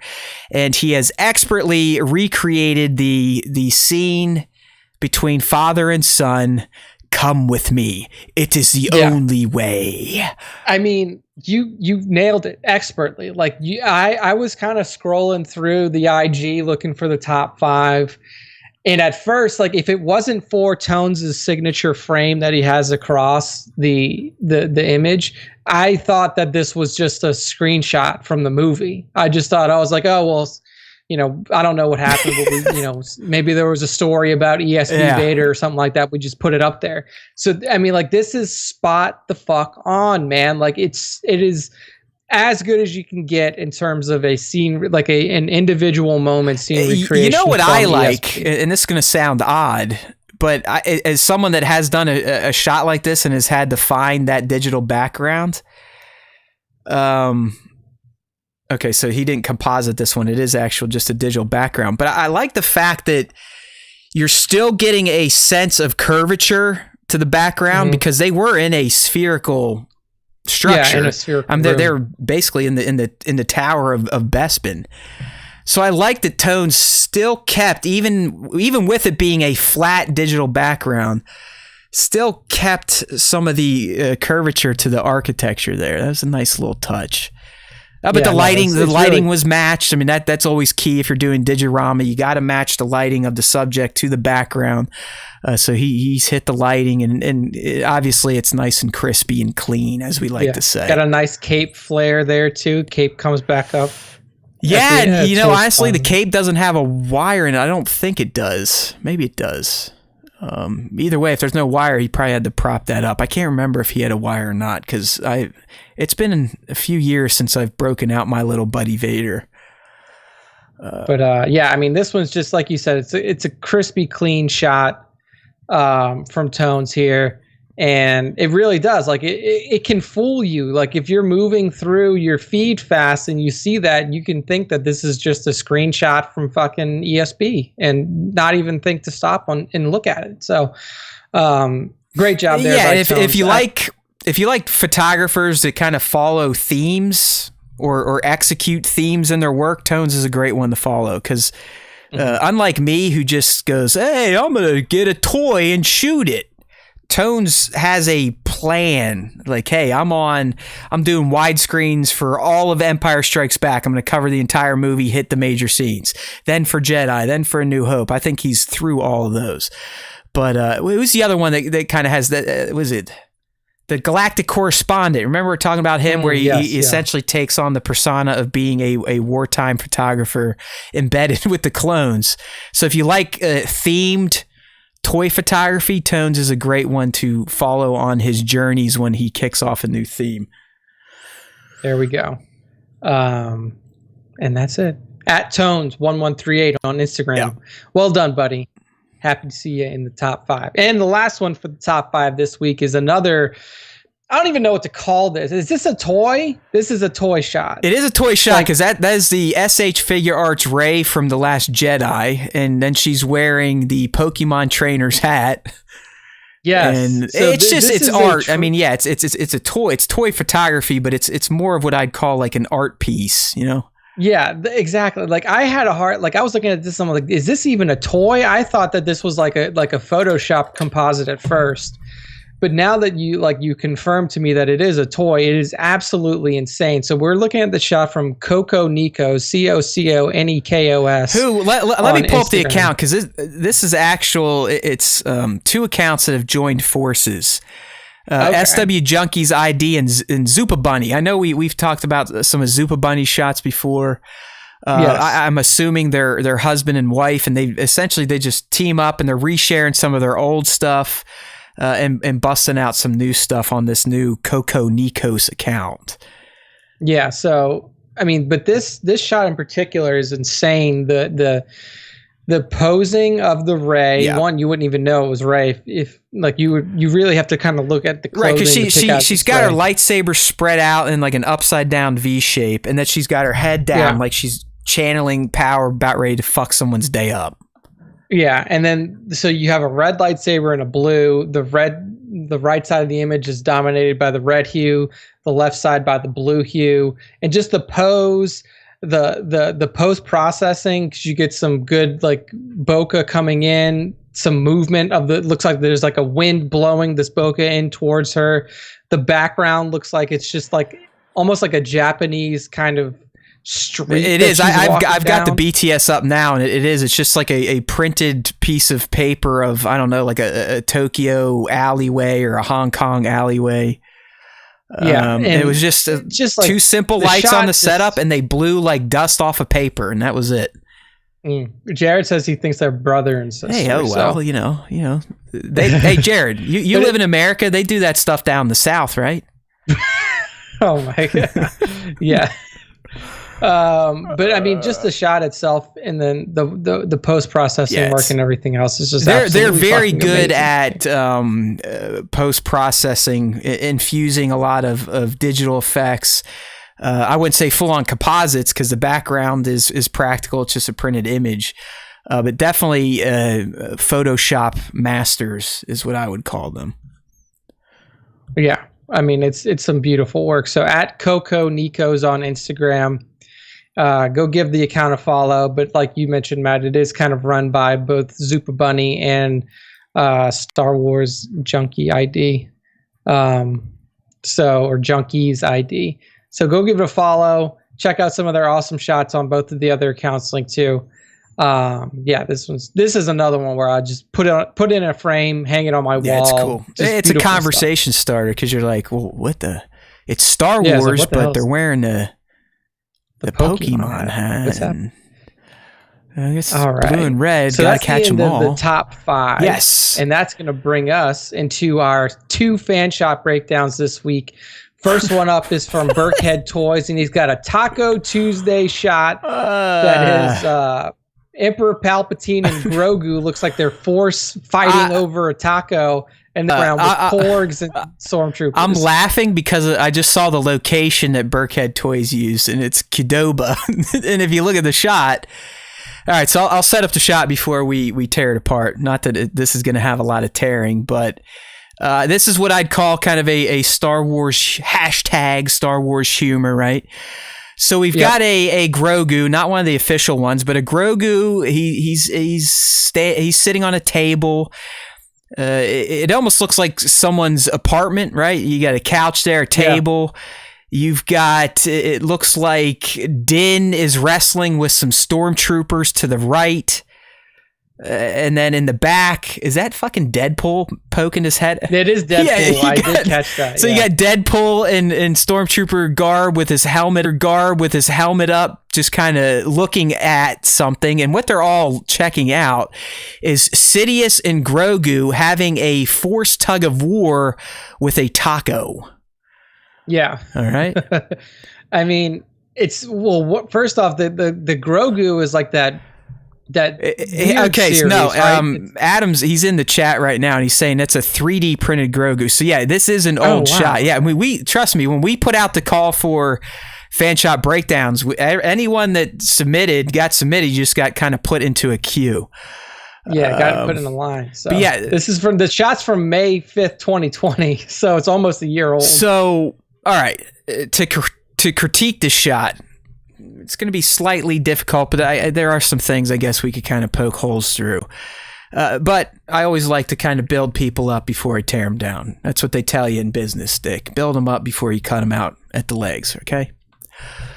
I actually think the concept is brilliant.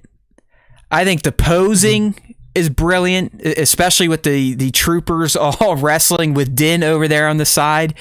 I mean, at first I didn't even see Din was over there, but that's going to come into my critique. So concept and posing, I think are top notch. Now, in terms of what could have made the shot better, I think it's lacking some light. It's a little too lowly lit for my liking. Like I said, it took me a while to even figure out that Din was in the shot wrestling with the stormtroopers because, you know, he's a dark figure to start with, especially his helmet. So his body kind of gets lost in the shot due to lack of light. Same with Deadpool. I mean, really, the shot in general could have benefited from just more light. I like how the light is focused on Grogu and Sidious. I mean, they are the subject of the shot. But it just feels like because the scene was set up, there is some stuff going on in the background that adds to the story, that the background should have had a little more lighting to expose every nuance of this scene. Yeah, I agree with that. That was going to be my primary thing too. Is the lighting was a little low for the background figures. You can perfectly see your primary figures up front. It's just that it actually, like, I didn't even know Din was there until you said it. That's what I mean. It's just like you miss out on some of his very clever ideas for this clever shot. Like I said, I love the shot, love the idea, and the setup is well done. The posing's great. Mm-hmm. I like the little apartment scene that was built up. I like having Deadpool back there just being a jerk off like Deadpool would. But yeah, could have definitely used maybe even a stronger spot on Palpatine and Grogu. But like Nick said, just drop a light in the back of your scene, or as Jason B. Michael said a few casts ago, backlight. It may sound simple, but a lot of times backlight can even highlight the foreground, and if you're using atmosphere, it can catch that and really make the shot pop more. But really, I mean, outside of lighting, I think it's a fantastic shot. I mean, it's one that's like, oh, I wish I had the creative brain to be able to think of that and then pull it off.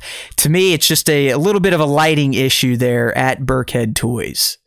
Yeah, I mean, beautiful work altogether. Great concept, very fun for a Taco Tuesday Star Wars shot. So, well done overall for sure.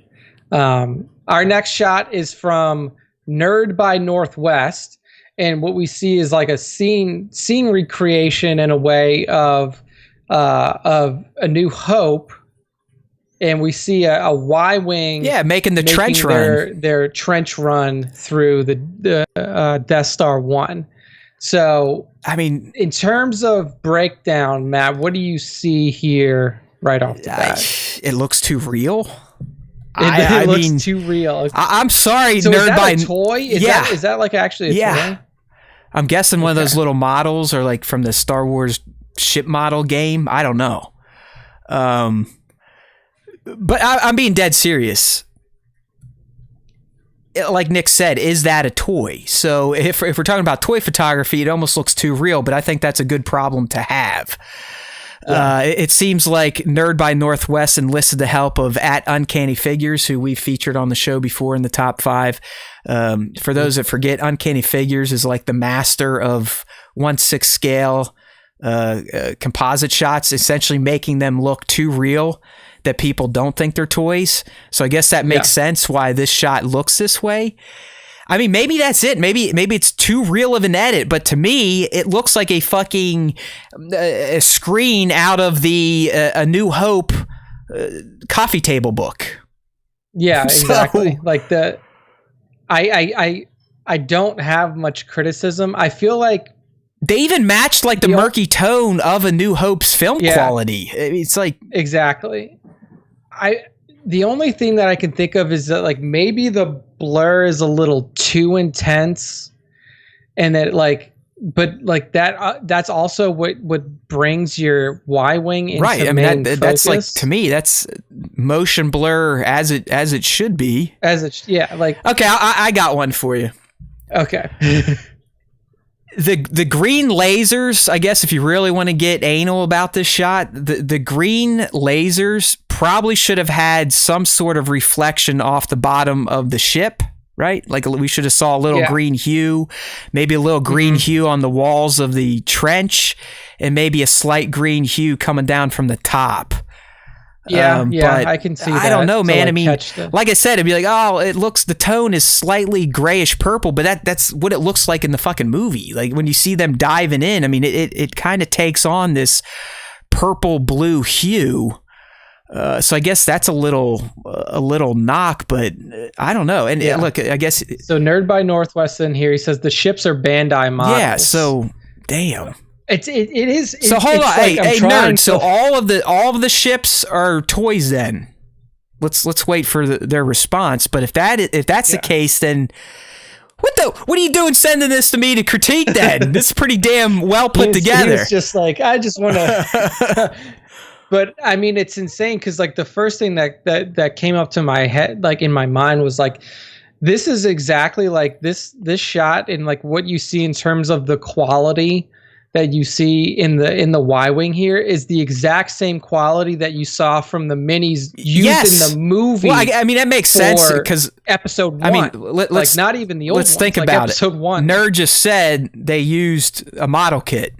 That's exactly what ILM was doing back in the 70s. Was making models. Yeah, and just confirmed the other ships are also models. Vader tie and one regular tie. Yeah. So, I mean, that just adds even more layers to the shot. I mean, Nerd, I don't know if you're looking to get a tongue lash in here, but this is just one of those kind of wah for the critique segment because it's pretty damn good. I mean, there's really the only thing I can agree with Matt is like maybe a little bit of green reflection off of the cockpit, the top of the cockpit for the Y-wing. And then maybe a little bit of green hue on like the underside of the engines. You could argue to maybe lighten up the Y-wing just a tad. Like it seems a little darker. A little dark. But I mean, come on. That's like Nat's ass type of shit at that point. So yeah, it's really minimal in terms of the critique that we can give here. I mean, it's just a beautiful shot all around. Like this is another one where it's like you're scrolling through it. And you don't even realize it's a toy shot. Has Nerd kept up with the hobby? Because I don't think we've been tagged in a while. Yeah, credit to you and your partner here on Canny Fizz. Nerd has not posted since January, so taking a little bit of a hiatus. Yeah, taking a break. But I mean, shit, with shots like this, man. I mean, that's just very, very. It is. I mean, it's like I said.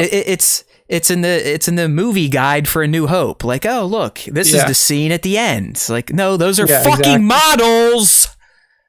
Unbelievable. What compositors can do? It's like wow. Yeah, it's a straight screenshot from A New Hope is what he said. So he's basically just a straight scene recreation. So beautiful work. Nerd by Northwest and at Burkhead Toys, thank you for submitting for the fan shot critique or fan shot breakdown as Nick calls it. Anyone interested in this, I mean, we still have a pretty decent queue, but just hit us up on Instagram, send us a DM. Yeah. Or if you're... I try to grab the most recent ones that we've got. Or if you're in our Discord, which we'd love for you all to join. I think we added a member or two the past week. Just use our link tree in Instagram. That's the best jumping off point to find a lot of our random socials like Discord. So good work there, community. Keep it up, you Star Wars fan artists. There we go. That's the end of the fan shop breakdown for this week. That's the end of the top 5, and that's the end of our show. So take us home. I thought I had you out of here in less than 3 hours. So, we fucked up on the fan segment. We dedicated too much time to the knuckleheads that dedicate their time to us. So live and learn. Next week we're cutting it all out. It's gone. And there goes the whole following. But okay. All right, as Nick said, it is time to put E159 to bed. Next week's going to be a big show. It's going to be May the 4th. No, we're not going to do anything special because fuck that shit. Who does that? Oh, that's right. Those podcasts that actually have followings. But we don't, so we're not even going to fuck around with it. What we are going to do, though... talk about the Bad Batch. We are going to pick the Bad Batch premiere apart unlike any other Star Wars fan cast on the planet, nay, the galaxy. All right, so make sure to tune in for episode 160. And how can you do that if you're not already subbed up to the Star Wars Time Show? Well, let me tell you something. Let me show you something. StarWarsTime.net, right? StarWarsTime.net. I'll do it phonetically because I've been teaching a young human. Star Wars, Star Wars, Star Wars, Star Wars, time, .net. See? StarWarsTime.net. We just did it. Hooked on phonics. Worked for me. All right? So, StarWarsTime.net, that's where you're going to get all of our content. But more importantly, that's where you can kind of get a heads up on what we're going to be talking about on our weekly show, which we do every Tuesday here on YouTube Live. And then the day after, we port it over to the podcast platforms, which is another reason why you need to get your happy ass over to StarWarsTime.net. Because if you're not subscribed to our podcast platforms, we have all the links for you. Apple, Google, Spotify, TuneIn, Deezer, iHeart, Do You Heart? We Heart, we've got it. StarWarsTime.net is where you can find all of our links out to our podcast platforms. And while we're talking about all these platforms and social medias, we'd love for you to follow us, interact with us, rate and review.